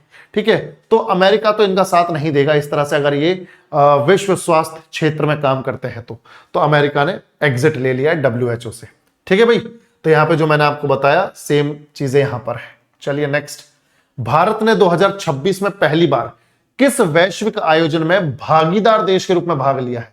India participated as a partner country for the first time at which global event in 2026? पहली बार ऐसा हो रहा है कि भारत ने ग्लोबल इवेंट में पार्टनर कंट्री के तौर पे पार्टिसिपेट किया हो। तो भाई साहब ये है गल्फूड। कौन सा है? गल्फूड। तो ध्यान से देखेंगे सभी लोग, 31 सालों से ये गल्फूड जो इवेंट है लगातार आयोजित होता जा रहा है दुबई में। ठीक है, पहली बार ऐसा हुआ है कि भारत इसमें भागीदार देश बना है। 31 साल के इतिहास में पहली बार ऐसा हुआ है कि भारत इसका भागीदार देश बना है। ठीक है, और गल्फूड 2026 दुबई में आयोजित हुआ है। ये दुबई में आयोजित होने वाली दुनिया की सबसे बड़ी वार्षिक खाद्य और पेय स्रोत प्रदर्शनी है। यानी बढ़िया बढ़िया चीजें जो खाने की हैं, बढ़िया बढ़िया चीजें जो पीने की हैं, उनकी प्रदर्शनी है, उनका एग्जीबिशन एक तरह से। ठीक है, तो भारत की तरफ से भी जो है हमारा जो वाणिज्य और उद्योग मंत्रालय है, यानी कॉमर्स एंड इंडस्ट्री जो मिनिस्ट्री है, उसके अधीन एपीईडीए इसके द्वारा, मिनिस्ट्री ऑफ कॉमर्स और इंडस्ट्री के अंदर, देखो ministry of commerce and industry के अंडर रहते हुए भारत की तरफ से जो पार्टिसिपेशन है वो एपीईडीए द्वारा हुआ जा रहा है। मतलब एपीईडीए जो है भारत की तरफ से पार्टिसिपेट कर रहा है ministry of commerce and industry के अंडर। अब ये एपीडीए क्या है? एग्रीकल्चरल एंड ये देखो, agricultural and processed food products export development authority 1986 में स्थापित हुई थी, उसके द्वारा यहां पर पार्टिसिपेशन किया जा रहा है। नेक्स्ट, यहां पर देखें सभी लोग, वैश्विक स्वास्थ्य अनुसंधान में महत्वपूर्ण योगदान के लिए किस भारतीय डॉक्टर को 2025 का वाइली रिसर्च हीरोज पुरस्कार मिला है? बताओ भाई, which Indian doctor received the Wiley research heroes prize 2025 for impactful global health research? तो भाई साहब ये है हमारे doctor Chandrakant Lahariya, doctor Chandrakant Lahariya. So basically इन्होंने जो रिसर्च की है वो एकेडमिक पर्पस से नहीं की है, इस पर्पस से रिसर्च की है कि भाई उससे सरकारें इंस्पिरेशन लेते हुए पॉलिसीज बनाएं, आइडिया लेते हुए सरकारें पॉलिसी बनाएं जिससे बेहतर हेल्थ आउटकम्स निकल के आ सके। ठीक है भाई, तो ये है चंद्रकांत लहरिया, तो इनको मिला है वाइली रिसर्च हीरोज पुरस्कार। और मैं आपको बता दूं, मतलब करीबन 3000 लोगों ने, इनफैक्ट 2000 से अधिक लोगों ने यहां पर नाम भेजे थे कि भाई हम जो है इसके अधिकार हैं, पर 5 लोगों को ही चुना गया, उनमें से एक है हमारे चंद्रकांत लहरिया, डॉक्टर चंद्रकांत लहरिया। नेक्स्ट, राष्ट्रीय भौगोलिक दिवस 2025 किस तिथि को मनाया गया है? बताओ भाई। राष्ट्रीय भौगोलिक दिवस 2026 है, सॉरी माफी चाहता हूं, 2026। नेशनल ज्योग्राफिक डे 2026, राष्ट्रीय भौगोलिक दिवस 2026 किस तिथि को मनाया गया है? तो भाई साहब ये मनाया गया है 27 जनवरी को। कब मनाया गया है? 27 जनवरी को। ठीक है, 27 जनवरी को मनाया गया है, क्योंकि 27 जनवरी 1888 में नेशनल ज्योग्राफिक सोसाइटी की स्थापना हुई थी। ठीक है, अब बात यह है कि ये जो नेशनल जो ज्योग्राफिक डे है, ये किस चीज पर फोकस कर रहा है? ये दिवस भूगोल पर यानी ज्योग्राफी पर, साइंस पर, अन्वेषण यानी एक्सप्लोरेशन यानी क्या खोज चल रही है, क्या कुछ हो रहा है, संस्कृति यानी कल्चर, वन्य जीव यानी वाइल्ड लाइफ, ठीक है, जीव जंतु, पर्यावरण संरक्षण यानी एनवायरमेंटल कंजर्वेशन या एनवायरमेंट कंजर्वेशन। तो इन सारी चीजों पर फोकस करता है ये दिवस, और हमें भी जागरूक करता है कि भाई हमें इन चीजों पर फोकस करते रहना चाहिए। ठीक है, बाकी एक चीज याद रखना, भौगोलिक ज्ञान को बढ़ाने और उसको एक्सपैंड करने के उद्देश्य से जो नेशनल ज्योग्राफिक सोसाइटी की स्थापना हुई थी 1888 में, वो यूएसए की आज की राजधानी वॉशिंगटन डीसी में हुई थी। ठीक है, चलिए नेक्स्ट, हाल ही में किस पुलिस बल को राष्ट्रपति पुलिस कलर पुरस्कार से सम्मानित किया गया? Which police force was conferred with the President's police colour award recently? तो भाई साहब ये सिक्किम पुलिस को मिला है। जिस तरीके से ये काम करते हैं, जिस तरह से अपनी ड्यूटी निभाते हैं, जिस प्रोफेशनलिज्म के साथ ये काम कर रहे हैं, तो इनके लिए सम्मान बनता है। और ये सम्मान पाने वाले 15th राज्य है, सिक्किम 15th स्टेट है ओवरऑल ये सम्मान पाने वाला। ठीक है, पहला उत्तर प्रदेश था 1952 में, पहला था उत्तर प्रदेश 1952 में। ठीक है, तो अभी रिसेंटली हो गया सिक्किम पुलिस। क्लियर है दोस्तों? तो नॉर्थ ईस्ट में तो ये तीसरा राज्य है, नॉर्थ ईस्ट में ये दर्जा प्राप्त करने वाला, नॉर्थ ईस्टर्न स्टेट्स में थर्ड स्टेट। ठीक है, थर्ड स्टेट है नॉर्थ ईस्टर्न स्टेट्स में इस तरह का सम्मान पाने वाला। क्लियर है दोस्तों? हाँ, बाकी इसमें ये जो सम्मान जब मिलता है तो इसके लिए मिलता क्या है हमें?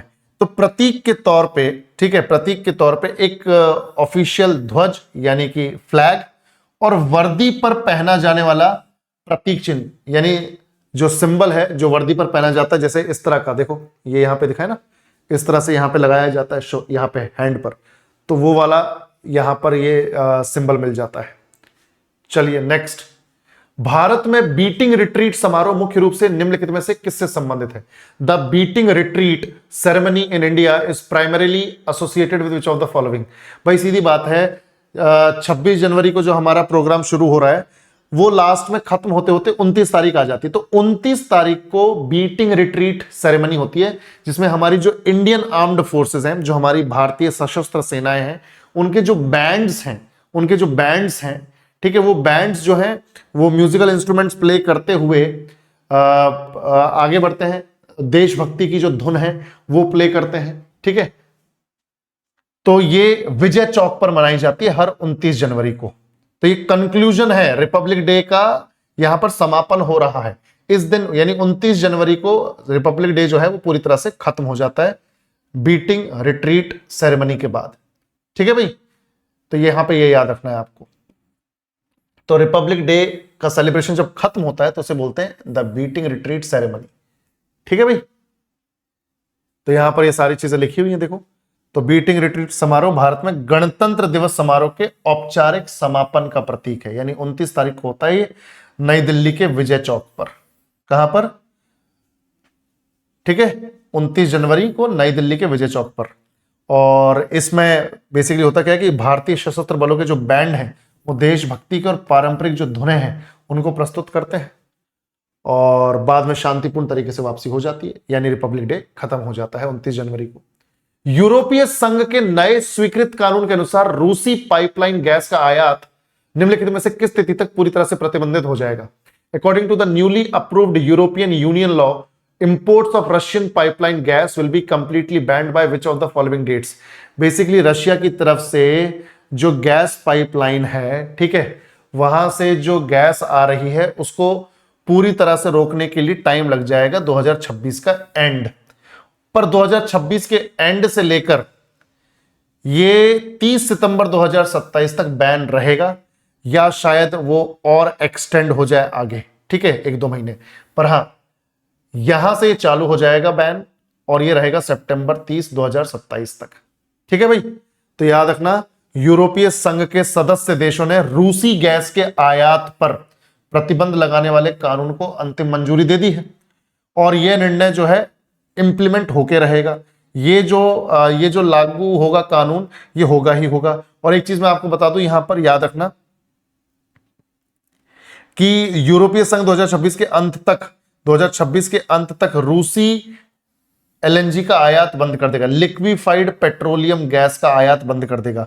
और ये बंद कब तक रहेगा? 30 सितंबर 2027 तक, 30 सितंबर 2027 तक, ठीक है भाई। चलिए, और अगर कोई ऊंच नीच होती है तो इसे 1 नवंबर 2027 तक बढ़ाया जा सकता है। 30 सितंबर 2027 तक तो रहेगा।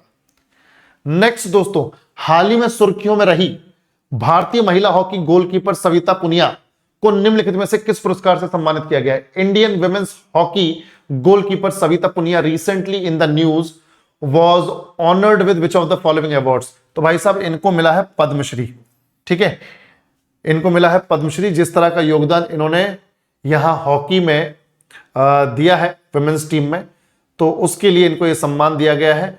और इन्होंने ये जो अवार्ड है अपने पिताजी महेंद्र पुनिया जी को डेडिकेट किया है, ठीक है। और साथ ही साथ बोला है कि ये मेरी अकेले की मेहनत नहीं है, मेरी पूरी टीम की मेहनत है।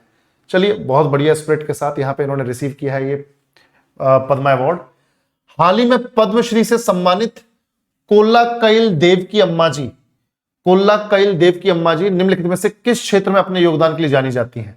तो कोल्लाकइल देवकी अम्मा जी, इनको हाल ही में पद्मश्री अवार्ड मिला है। तो मैं आपको बता दूं कि इन्होंने क्या किया है कि जो तटीय क्षेत्र हैं, ठीक है, जो तटीय क्षेत्र हैं वहां पर वन रोपण किया है, ठीक है, वहां पर पूरा का पूरा इकोसिस्टम तैयार कर दिया है तटीय क्षेत्र में, हरे भरे पेड़ बढ़िया लगा के, ठीक है भाई। तो केरल की 92 वर्षीय कोल्लाकइल देवकी अम्मा जी एनवायरमेंट कंजर्वेशन के क्षेत्र में, यानी पर्यावरण संरक्षण के क्षेत्र में उनके जमीनी कार्यों के लिए उन्हें पद्मश्री पुरस्कार से सम्मानित किया गया है। सो बेसिकली उन्होंने किया क्या है, उन्होंने क्या किया है, अलापुझा जिला है, ठीक है, अलापुझा जिला है, कहां पर? केरल में ही है। और कहां पर है? तो वहां पर आजीवन वृक्षारोपण कार्य किया, यानी पूरी जिंदगी भर वहां पे वृक्ष लगाती रही हैं। और जो बंजर तटीय रेतीली भूमि है उसको हरा भरा कर दिया है इन्होंने। जो बंजर तटीय रेतीली भूमि है, सैंड है वहां पर बीच में, तो वहां पर, बीच मतलब कोई तट पर, तो वहां पर भी इन्होंने हरे भरे पेड़ लगा दिए। तो ये डेडिकेशन है इनका, और इसी के लिए फिर इनको नहीं मिलेगा पद्मश्री अवार्ड तो किसको मिलेगा, ठीक है। बाकी इन्होंने जो पेड़ पौधे लगाए उसमें 3000 से अधिक तो अपने ही देश के कुछ दुर्लभ पेड़ पौधे हैं, ठीक है, कुछ जो है औषधीय हैं जो मेडिसिन वगैरह में यूज की जाती है। गणतंत्र दिवस परेड 2026 में प्रकाश गंगा झांकी किस मंत्रालय द्वारा प्रदर्शित की गई? बताओ, which ministry showcased the Prakash Ganga tableau at the Republic day parade 2026? तो गणतंत्रता दिवस परेड 2026 में प्रकाश गंगा झांकी किस मंत्रालय द्वारा प्रदर्शित की गई थी?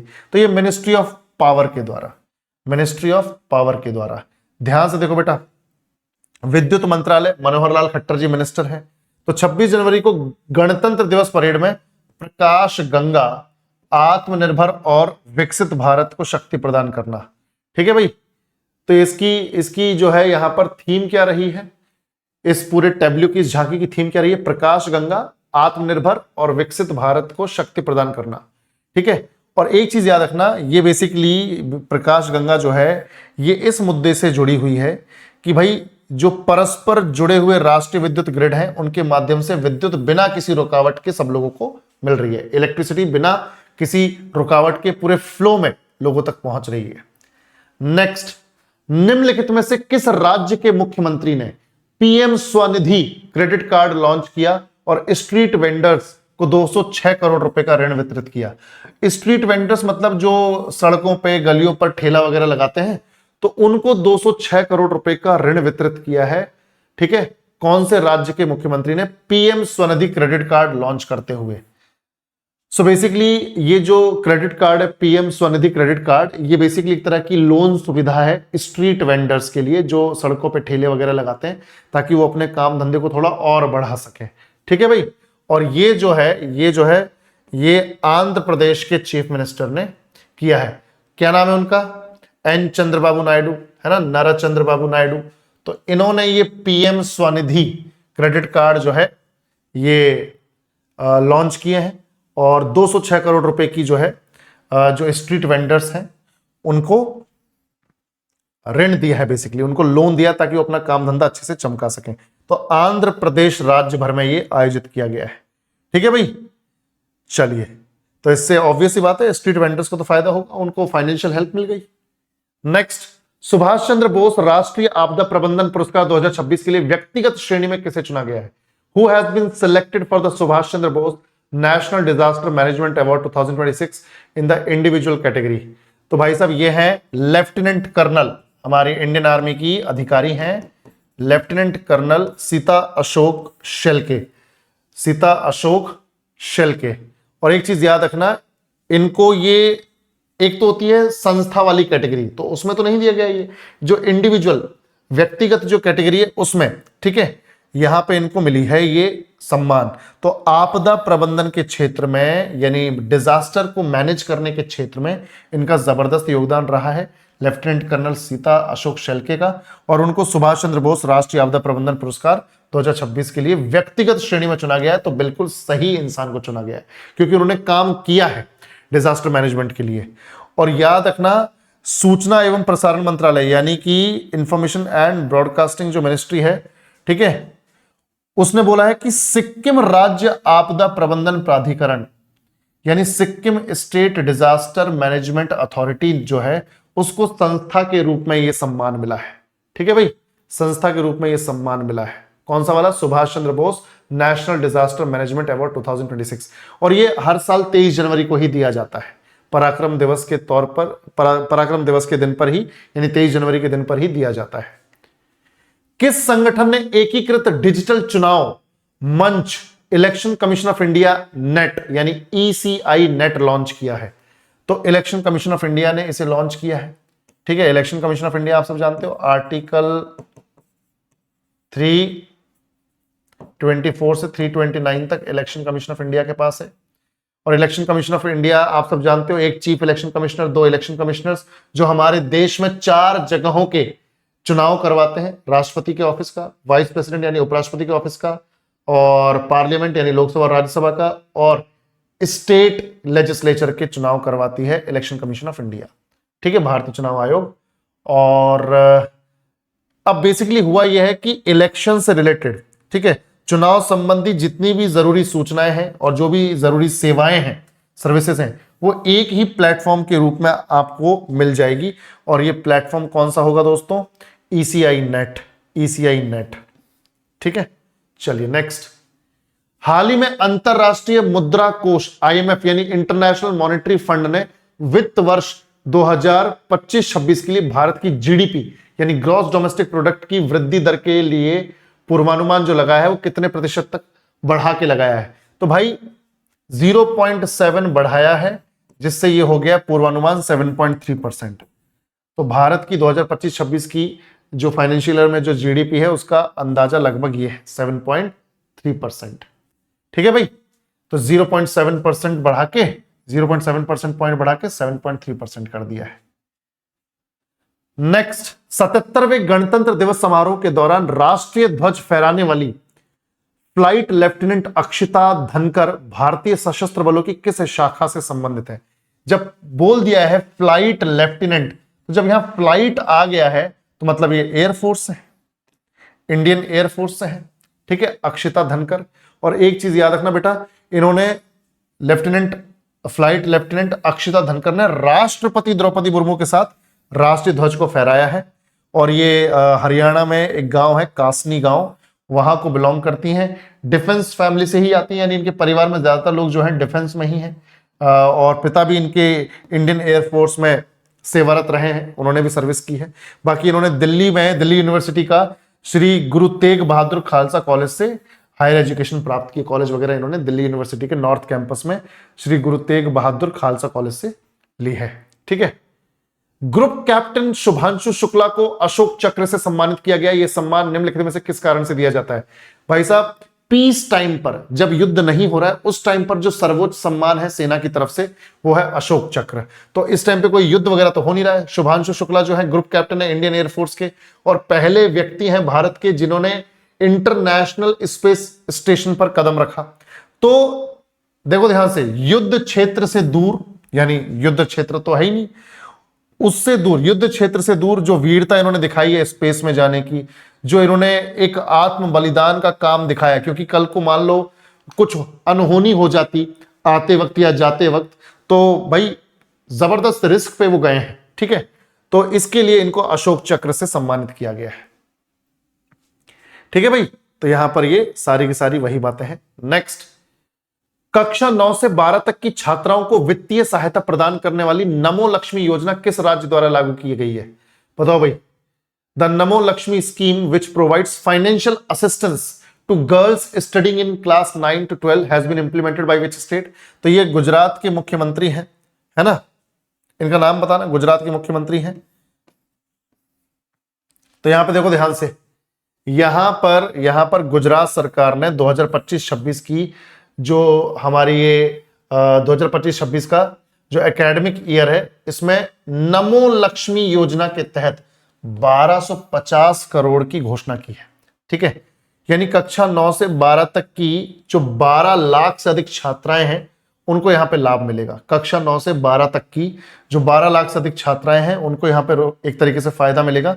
क्योंकि ये इसलिए किया जा रहा है क्योंकि 5वीं क्लास के बाद, यानी प्राइमरी शिक्षा के बाद जो बच्चियां हैं वो स्कूल ड्रॉप कर दे रही हैं, छोड़ दे रही हैं। तो उनको स्कूल में बनाए रखने के लिए कि भैया तुम्हें चिंता करने की जरूरत नहीं है, आगे की पढ़ाई के लिए हम तुम्हारी फीस का इंतजाम कर रहे हैं, सरकार तुम्हारी फीस का इंतजाम कर रही है। तो प्रत्येक एलिजिबल छात्र को, जो एलिजिबल है, जो गरीब परिवार से आती है, उसे कक्षा 9 से लेकर 12 तक 4 वर्षों में, यानी 4 सालों में उसे 50,000 रुपए की राशि मिलेगी। 4 सालों में 50,000 की राशि मिलेगी उसे। तो 50,000 में वो आराम से 9वीं 10वीं 11वीं 12वीं आराम से पढ़ सकती है उस फीस के साथ, उस पैसे के साथ। नेक्स्ट, 26 जनवरी 2026 को इंद्रजीत सिंह बिंद्रा का निधन हुआ है। वो किस खेल से जुड़े हुए थे? बताओ। Inderjit Singh Bindra who passed away on January 26, 2026 was associated with which sport? तो भाई साहब ये क्रिकेट से एसोसिएटेड थे, और 1993 से 96 के बीच में ये हमारे बीसीसीआई के प्रेसिडेंट भी थे। बीसीसीआई के प्रेसिडेंट भी थे ये। ठीक है भाई। तो याद रखना, इंद्रजीत सिंह बिंद्रा 26 जनवरी 2026 को 84 वर्ष की आयु में इनका निधन हो गया, और 1993 से 96 तक बीसीसीआई के अध्यक्ष रहे हैं। और भारत में जो मॉडर्न क्रिकेट मार्केटिंग है वो इन्होंने ही शुरू की थी। ठीक है भाई। चलिए आगे बढ़ते हैं। अंतरराष्ट्रीय डेटा गोपनीयता दिवस प्रत्येक वर्ष किस तिथि को मनाई जाती है? International data privacy day is observed every year on which date? तो भाई ये 28 जनवरी को मनाया जाता है, data privacy day, international data privacy day. ठीक है भाई, 28 जनवरी को मनाया जाता है। और भारत सरकार की तरफ से तो साइबर सुरक्षा और डेटा को सुरक्षित रखने के लिए कितना 782 करोड़ का बजट जो है, या 782 करोड़ का जो अमाउंट है वो अलोकेट किया गया है। नेक्स्ट, भारतीय रेलवे का पहला ह्यूमनॉइड रोबोट ASC अर्जुन कहां तैनात किया गया है? पहला ह्यूमनॉइड रोबोट बताओ भाई। Where was Indian railways first ever humanoid robot ASC Arjun deployed? तो भाई साहब आंध्र प्रदेश में विशाखापट्टनम रेलवे स्टेशन पर इसको डिप्लॉय किया गया, ताकि बाकी जो मानव कर्मचारी हैं उनके साथ, जो मानवीय कर्मचारी हैं उनके साथ वो निगरानी रखे स्टेशन पर। ठीक है, कोई गड़बड़ ना होने पाए, वो सारी निगरानी रख रहा है विशाखापट्टनम रेलवे स्टेशन पर। कौन? पहला humanoid robot ASC Arjun. Clear है दोस्तों? तो यहां पर सारी की सारी खबर यहां पर आपको मिल जाती है। ठीक है, चलिए नेक्स्ट। भारत और यूरोपीय संघ ने अपनी पहली व्यापक रक्षा एवं सुरक्षा साझेदारी पर किस तिथि को हस्ताक्षर किए? India and the European union signed their first comprehensive defence and security partnership on which date? तो भाई साहब 26 जनवरी के बाद अगले दिन 27 जनवरी को ये दोनों ही तो आए थे हमारे रिपब्लिक डे पर गेस्ट बनके। तो यहां पर ये बेसिकली ये डील साइन हो गई है। तो भारत और यूरोपीय संघ ने अपनी पहली व्यापक सुरक्षा एवं रक्षा साझेदारी पर हस्ताक्षर किए, यानी एक दूसरे की सुरक्षा में तत्पर रहेंगे और एक दूसरे के साथ जो है जो हमारे डिफेंस टेक्नोलॉजी है या डिफेंस इक्विपमेंट्स हैं, टूल्स हैं, वो हम शेयर करते रहेंगे। बाकी एक चीज याद रखना दोस्तों, ये समझौता 27 जनवरी 2026 को भारत के 77वें गणतंत्र दिवस समारोह के लिए एक तरीके से, हाँ तो याद रखना 27 जनवरी 2026 को भारत के 77वें गणतंत्र दिवस समारोह के लिए यूरोपीय संघ के नेताओं की यात्रा के दौरान इसे हस्ताक्षरित किया गया है। वो दोनों आए हुए थे, लगे हाथ मोदी जी ने डील साइन करवा दी। ठीक है भाई। बाकी एक चीज याद रखना कि ये जो पूरी साझेदारी है, ये जो पूरा का पूरा सहयोग है, एक तो ये समुद्री सुरक्षा में सपोर्ट करेंगे एक दूसरे की, ठीक है। दूसरा रक्षा उद्योग यानी डिफेंस जो एक तरीके से इंडस्ट्रीज है उसमें, डिफेंस से रिलेटेड जो टेक्नोलॉजीज हैं उसमें, और स्पेस सिक्योरिटी अंतरिक्ष सुरक्षा को लेकर भी यहां पर ये जो डील है ये काम करती है। ठीक है। तो याद रखना बेटा, ये साइबर खतरों, हाइब्रिड युद्ध, आतंकवाद विरोधी उपायों और संकट प्रबंधन को भी इसमें शामिल किया गया है। खैर, तो ये आपको समझ में तो आ गया है कि ऑब्वियस सी बात है, अगर डील हो रही है तो दोनों पक्षों को एक दूसरे को सपोर्ट तो करना पड़ेगा इन क्षेत्रों में। नेक्स्ट, जनवरी 2026 में किस राज्य ने बेसिलस सबटिलिस को अपना राज्य सूक्ष्मजीव घोषित किया? पहली बार ऐसा हुआ है। Which state has declared Bacillus subtilis as its state microbe in January 2026? जनवरी 2026 में किस राज्य ने Bacillus subtilis को राज्य का सूक्ष्मजीव घोषित किया है, यानी कि स्टेट माइक्रोब घोषित किया है? तो ये केरल ने किया है भाई साहब। किसने किया है? केरल ने। ठीक है। तो केरल ने आधिकारिक तौर पर बेसिलस सबटिलिस को अपना राज्य सूक्ष्मजीव घोषित किया है, स्टेट माइक्रोब घोषित किया है। और एक चीज याद रखना, जो ये इस तरह का ये माइक्रोब है जो प्राकृतिक रूप से मानव आंत में यानी मानव की इंटेस्टाइन में और किण्वित खाद्य पदार्थों में पाया जाता है, यानी जो फर्मेंटेड फूड प्रोडक्ट्स हैं, ठीक है, फर्मेंटेड फूड प्रोडक्ट्स हैं उनमें पाया जाता है और मानव की आंत में पाया जाता है। क्लियर है दोस्तों? चलिए आगे बढ़ते हैं। उत्तराखंड में समान नागरिक संहिता संशोधन अध्यादेश 2026 भारत के संविधान के किस अनुच्छेद के अंतर्गत लागू किया गया था? Uniform civil code amendment ordinance 2026 in Uttarakhand was promulgated under which article of the constitution of India?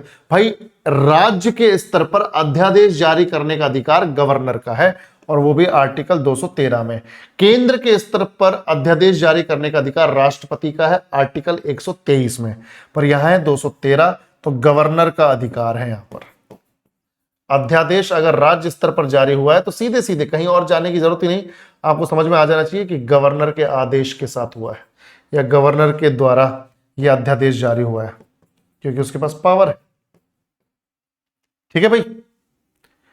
तो यहां पर आपको याद रखना है कि उत्तराखंड ने समान नागरिक संहिता संशोधन अध्यादेश 2026 लागू किया, जिससे उसके यूसीसी यानी यूनिफॉर्म सिविल कोड ढांचे को मजबूती मिली है। यह अध्यादेश राज्यपाल द्वारा भारत के संविधान के अनुच्छेद 213 के तहत जारी किया गया है। ठीक है भाई, यह आपको याद रखना है। और उत्तराखंड में जो समान नागरिक संहिता 27 जनवरी 2025 में लागू हुई थी, और जिस स्ट्रक्चर्ड वे में समान नागरिक संहिता लागू होनी चाहिए थी वो लागू करने वाला उत्तराखंड पहला राज्य बना है। ठीक है। और याद रखना 27 जनवरी 2026 को यूनिफॉर्म सिविल कोड यानी समान नागरिक संहिता की एक वर्षगांठ मनाई गई, जिसे राज्यव्यापी स्तर पर यूसीसी दिवस के रूप में भी मनाया गया है। ठीक है भाई। चलिए आगे बढ़ते हैं।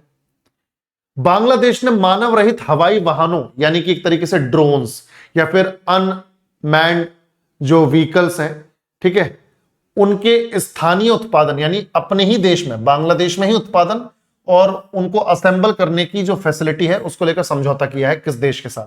तो बांग्लादेश का झुकाव आज के टाइम में चाइना की तरफ है। तो बांग्लादेश और चाइना ने, बांग्लादेश एयरफोर्स और चाइना की एक कंपनी ने बांग्लादेश में ही ड्रोन्स बनाने के लिए, यानी कि अनमैन्ड जो एरियल व्हीकल्स है वो बनाने के लिए बांग्लादेश में ही सेटअप करने की ठानी है। ठीक है, तो ये हमारे लिए जरूरी हो जाता है। इससे ये पता चलता है कि बांग्लादेश ड्रोन्स वगैरह बनाने में आत्मनिर्भर होना चाहता है, किसी और दूसरे देश पर डिपेंडेंट नहीं होना चाहता। ठीक है भाई, जो कि अच्छी बात भी है। तो याद रखना, जैसे मैंने बताया, बांग्लादेश एयरफोर्स और China electronics technology group corporation, तो इसके बीच में ये पूरी डील हुई है। और जो ढाका कंटोनमेंट है वहां पर जो बांग्लादेश एयरफोर्स है उसके हेडक्वार्टर में, वहां पर ये डील पूरी की पूरी साइन हुई है। ठीक है, और सीधी बात यह है कि इसका उद्देश्य है कि आयात पर निर्भरता कम करना, यानी दूसरे देशों से आयात हम कम करें, अपने ही देश में इस तरह के टूल्स, इस तरह के हथियार, इस तरह के जो इक्विपमेंट्स हैं वो बन जाएं। ठीक है भाई, चलिए आगे बढ़ते हैं। भारत का कौन सा राज्य सरकारी अस्पतालों में विशेष रजोनिवृत्ति क्लिनिक स्थापित करने वाला पहला राज्य बन गया है? Which Indian state has become the first to establish dedicated menopause clinics in government hospitals? Sir, ये menopause क्या होते हैं? बेटा, ऐसे क्लिनिक्स जो मेनोपॉज के दौरान महिलाओं में आने वाली जो शारीरिक चेंज है, हार्मोनल चेंजेस हैं और जो कुछ समस्याएं हैं उनको सही कर सकें, उनको सुधार सकें। सो बेसिकली आप सब जानते हैं कि 11 से 12 वर्ष की उम्र में जब जो बच्चियां हैं या जो गर्ल्स हैं, जब वो प्यूबर्टी अटेन करती हैं, ठीक है, तो उनके जो मेंस्ट्रुअल साइकिल है वो शुरू हो जाती है। और हर महीने 4 से 5 दिन के लिए वो मेंस्ट्रुअल साइकिल होती है, जिसमें से जो वेस्ट ब्लड है वो रिलीज हो जाता है उनकी बॉडी से, और इसे हिंदी में माहवारी बोलते हैं। ठीक है, और ये जरूरी भी है प्रेगनेंसी कंसीव करने के लिए। पर ये जो अवस्था है, ये जो प्रोसेस है महिलाओं के शरीर में, ये 11-12 की उम्र में शुरू होता है और 45 से 50 वर्ष, डिपेंड करता है हर महिला के ऊपर कि किस तरह का खान पीन रहा है, किस तरह की बॉडी है, किस तरह के हार्मोनल बैलेंसेस डिसबैलेंसेस चीजें हो रही हैं, तो उस पर डिपेंड करता है। और 45 से 50 वर्ष की उम्र में कभी भी मेनोपॉज आ जाता है, यानी जो माहवारी का जो प्रोसेस है ये बंद हो जाता है। अब वो जब बंद होता है तो शरीर में कुछ समस्याएं पैदा होती है। उन समस्याओं के निपटान के लिए मेनोपॉज क्लिनिक्स जरूरी है, जहां पर उनका सही तरीके से इलाज किया जा सके। तो महाराष्ट्र वो राज्य है जिसने पहली बार मेनोपॉज क्लिनिक्स स्थापित किए हैं सरकारी अस्पतालों में। ठीक है, तो महाराष्ट्र भारत का पहला राज्य जिसने सरकारी अस्पतालों और जो अर्बन हेल्थ सेंटर्स हैं वहां पर मेनोपॉज के लिए समर्पित क्लिनिक स्थापित किए हैं। ठीक है, क्योंकि इस तरह के क्लिनिक्स कहीं पर हैं ही, तो महिलाओं की उस उम्र की जो समस्याएं हैं उनको सही करने के लिए, उन समस्याओं से उन महिलाओं को बचाने के लिए ये क्लिनिक्स बहुत जरूरी है। ठीक है, चलिए नेक्स्ट। भारत में चौथी औद्योगिक क्रांति के लिए स्थापित किए जा रहे 5 नए विश्व आर्थिक मंच केंद्रों में से एक किस राज्य में स्थापित किया जाएगा? One of the 5 new World Economic Forum centers for the 4th Industrial Revolution in India will be set up in which state? तो भाई ऑलरेडी मुंबई, तेलंगाना, इनको सिलेक्ट किया जा चुका है। 5 सेंटर्स में से 2 तो यहीं पर हो गए और तीसरा जो है वो आंध्र प्रदेश में, तीसरा आंध्र प्रदेश में। ठीक है, तो ध्यान से देखो बेटा, विश्व आर्थिक मंच यानी वर्ल्ड इकोनॉमिक फोरम वैश्विक स्तर पर चौथी औद्योगिक क्रांति के लिए 5 नए केंद्र स्थापित करेगा। ठीक है, तो आंध्र प्रदेश इन केंद्रों में से एक की मेजबानी करेगा और मुंबई और तेलंगाना में ऑलरेडी एक अलॉट हो चुका है और ये तीसरा होगा भारत में। ठीक है, 5 में से 3 तो भारत में ही हो गए, ग्लोबली उसको स्थापित करने हैं, पर 3 तो भारत में स्थापित कर दिए। ठीक है भाई, बाकी एक चीज याद रखना, ये जो चौथी औद्योगिक क्रांति शब्द है ये 2017 में वर्ल्ड इकोनॉमिक फोरम के जो संस्थापक थे, फाउंडर थे, ठीक है, या फाउंडर है, उनके द्वारा, क्लॉज श्वाब द्वारा ये गढ़ा गया था। और इसका मतलब क्या है? मतलब 4th इंडस्ट्रियल रेवोल्यूशन में मतलब किस तरह की इंडस्ट्री? तो भाई साहब, एआई वाली इंडस्ट्री, रोबोटिक्स वाली इंडस्ट्री। ठीक है, उसके बाद यहां पर आ जाएगा, रोबोटिक्स के अलावा यहां पे आ जाएगा इंफॉर्मेशन टेक्नोलॉजी, क्वांटम कंप्यूटिंग। ठीक है, ये इस तरह की जो सेक्टर्स हैं उनको हम बोल रहे हैं 4th इंडस्ट्रियल रेवोल्यूशन, यानी इस तरह की इंडस्ट्रीज को यहां पर डेवलप करना होगा, उनके सेंटर्स बनेंगे ये। हाल ही में किस राज्य के उप मुख्यमंत्री अजीत पवार का विमान दुर्घटनाग्रस्त हुआ? Recently which state's deputy chief minister Ajit Pawar plane has crashed? तो आप सब जानते हो कि एक आध दिन पुरानी ही न्यूज है, महाराष्ट्र के डेप्यूटी सीएम अजीत पवार का जो प्लेन है वो क्रैश हो गया, बारामती जा रहे थे, ठीक है। तो 8:45 सुबह 8:45 टाइम हो रहा था, उस टाइम पर ये जो चार्टर्ड विमान से ये बारामती में जब लैंड कर रहे थे तो रनवे के किनारे ही प्लेन जो है वो दुर्घटनाग्रस्त हो गया और एकदम से उसमें आग पकड़ गई और उसकी वजह से जो भी पांच लोग उसमें ट्रेवल कर रहे थे, यात्रा कर रहे थे, वो पांचों के पांचों जो है वो वहां पर मारे गए, जिसमें अजीत पवार भी थे, उनके अलावा 2 पायलट्स थे, एक महिला को पायलट थी और एक अपने पुरुष पायलट थे, और साथ ही साथ जो है एक सहायक भी थी जो फ्लाइट अटेंडेंट के तौर पे थी, और एक जो है अपने अजीत पवार जी के एक जैसे बोलते हैं ना पीएसओ, पर्सनल सिक्योरिटी ऑफिसर, वो थे साथ में। तो ये सारे के सारे जो है इनकी सबकी मृत्यु हो गई इस प्लेन क्रैश में। नेक्स्ट, ऑपरेशन मेगाबुरु के दौरान झारखंड में सुरक्षा बलों द्वारा किस शीर्ष माओवादी नेता को मार गिराया गया था?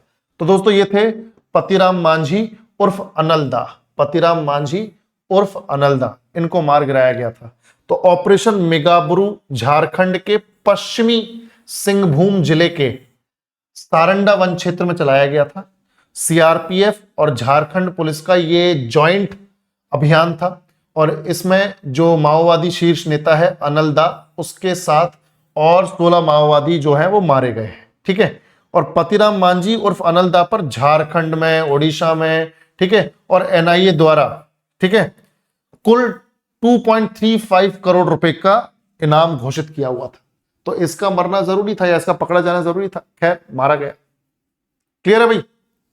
नेक्स्ट, सुभाष चंद्र बोस आपदा प्रबंधन पुरस्कार 2026 के लिए संस्थागत श्रेणी में किन संस्थाओं का चयन किया गया है? व्यक्तिगत में तो हमने देखा कि सीता अशोक शेल्के, लेफ्टिनेंट कर्नल सीता अशोक शेल्के, मैंने बताया था, उनको यह सम्मान दिया गया व्यक्तिगत तौर पे।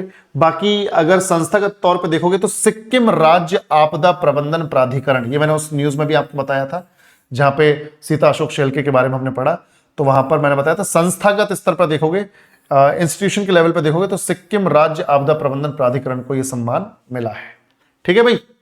बाकी याद रखना, सुभाष चंद्र बोस का जो जन्म है वो 23 जनवरी, हमारे नेताजी का जो जन्म है 23 जनवरी 1897 में कटक में हुआ था, और अब इनके जन्म दिवस को पराक्रम दिवस के तौर पे मनाते हैं। और इसी दिन जो आपदा प्रबंधन से related Subhash Chandra Bose disaster management award है वो दिया जाता है, ठीक है, व्यक्तिगत श्रेणी में और इंस्टीट्यूशन के लेवल पर। तो इस बार इंस्टीट्यूशन के लेवल पे किसको मिला है दोस्तों?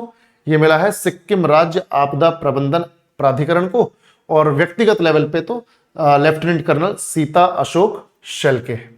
बाकी एक चीज याद रखना, संस्थागत लेवल पे जब ये सम्मान मिलता है तो 51 लाख रुपए का यहां पर प्राइज मनी है, और वहीं अगर व्यक्तिगत तौर पे अगर आपने एफर्ट लगाया तो 5 लाख रुपए मिलते हैं। तो भाई ये जो सिक्किम आपदा प्रबंधन प्राधिकरण है उसको तो 51 लाख रुपए मिलेंगे, और सीता अशोक शेल्के को 5 लाख रुपए, ठीक है, किसके साथ? सर्टिफिकेट के साथ। चलिए आगे बढ़ते हैं। तो इस तरीके से हमारा जो कंटेंट है 26 जनवरी से लेकर 29 जनवरी तक का ये सारा कंटेंट आपका यहाँ पे कवर होता है। पूरी की पूरी न्यूज यहाँ पर आपको मिल गई है, और आप लोग इस सेशन को अच्छे से एंड तक देखिए, और बढ़िया तरीके से इन पीडीएफ्स को मैं शेयर कर दूंगा, तो आप लोग आराम से रिवीजन भी कर सकते हैं अपना। तो आज के सेशन को दोस्तों यहीं पे खत्म करते हैं। उम्मीद करता हूं आपको समझ में आया होगा, ठीक है भाई। और ये जो टाइम टेबल है ये अच्छे से फॉलो कर लीजिए। एनटीपीसी वाले छात्र, दोपहर को 1 बजे आपकी आज एंशिएंट हिस्ट्री की पहली क्लास है, ठीक है, जिसमें पाषाण काल यानी स्टोन एज और इंडस वैली सिविलाइजेशन से रिलेटेड सवाल मैं करवाऊंगा बढ़िया तरीके से। इंडियन ज्योग्राफी, वर्ल्ड ज्योग्राफी हमारी ऑलरेडी हो चुकी है। इसी तरह से हम धीरे धीरे सारे सब्जेक्ट्स खत्म कर लेंगे एग्जाम से पहले, ठीक है भाई। बाकी रेलवे के बाद एसएससी की बारी, ये आपको देखना है। इवेंट कल 31 जनवरी 2026 को रात बोल रहा हूं, ये देखो दोपहर 12 बजे, ठीक है, 12 PM, दोपहर 12 बजे भैया ये सेशन देखना जरूरी है। जो भी हमारे एसएससी के छात्र तैयारी करना चाहते हैं, कैलेंडर आपका 2026 का आ चुका है, बढ़िया तैयारी करनी है, शानदार तैयारी करनी है। मैं आपके साथ लगा रहूंगा और आप लोगों को और भी बढ़िया तरीके से मेहनत करनी है, ठीक है भाई।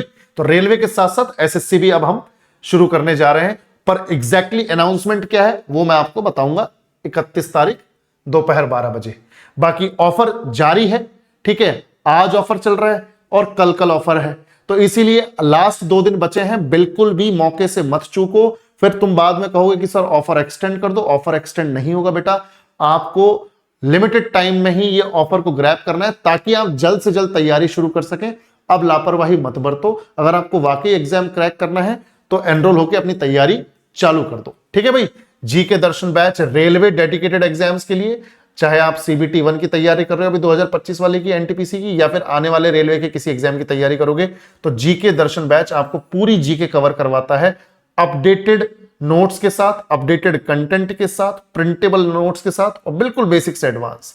अगर आपको रेलवे के साथ साथ एसएससी या दूसरे किसी स्टेट बेस्ड एग्जाम की तैयारी करनी है, या ये मान के चलिए सभी गवर्नमेंट एग्जाम्स की तैयारी करनी है जहां पे इंडियन जीके आ रही है, तो वो आप यहां पर कवर कर सकते हो जीके शक्ति बैच से। ऑफर 31 जनवरी यानी कल तक है। GK junction by Bhavani sir application को डाउनलोड कर लीजिए।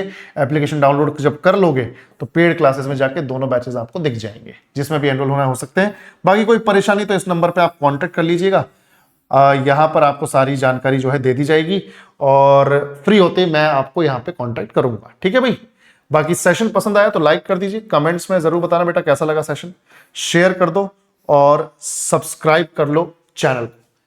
तो डेली करंट अफेयर्स आपकी अब चालू हो चुकी है, फिर से जो ब्रेक लगा था वो अब खत्म हो गया है, बढ़िया तरीके से पढ़ाई करते हैं, ठीक है भाई। Thank you so much, take care, bye bye.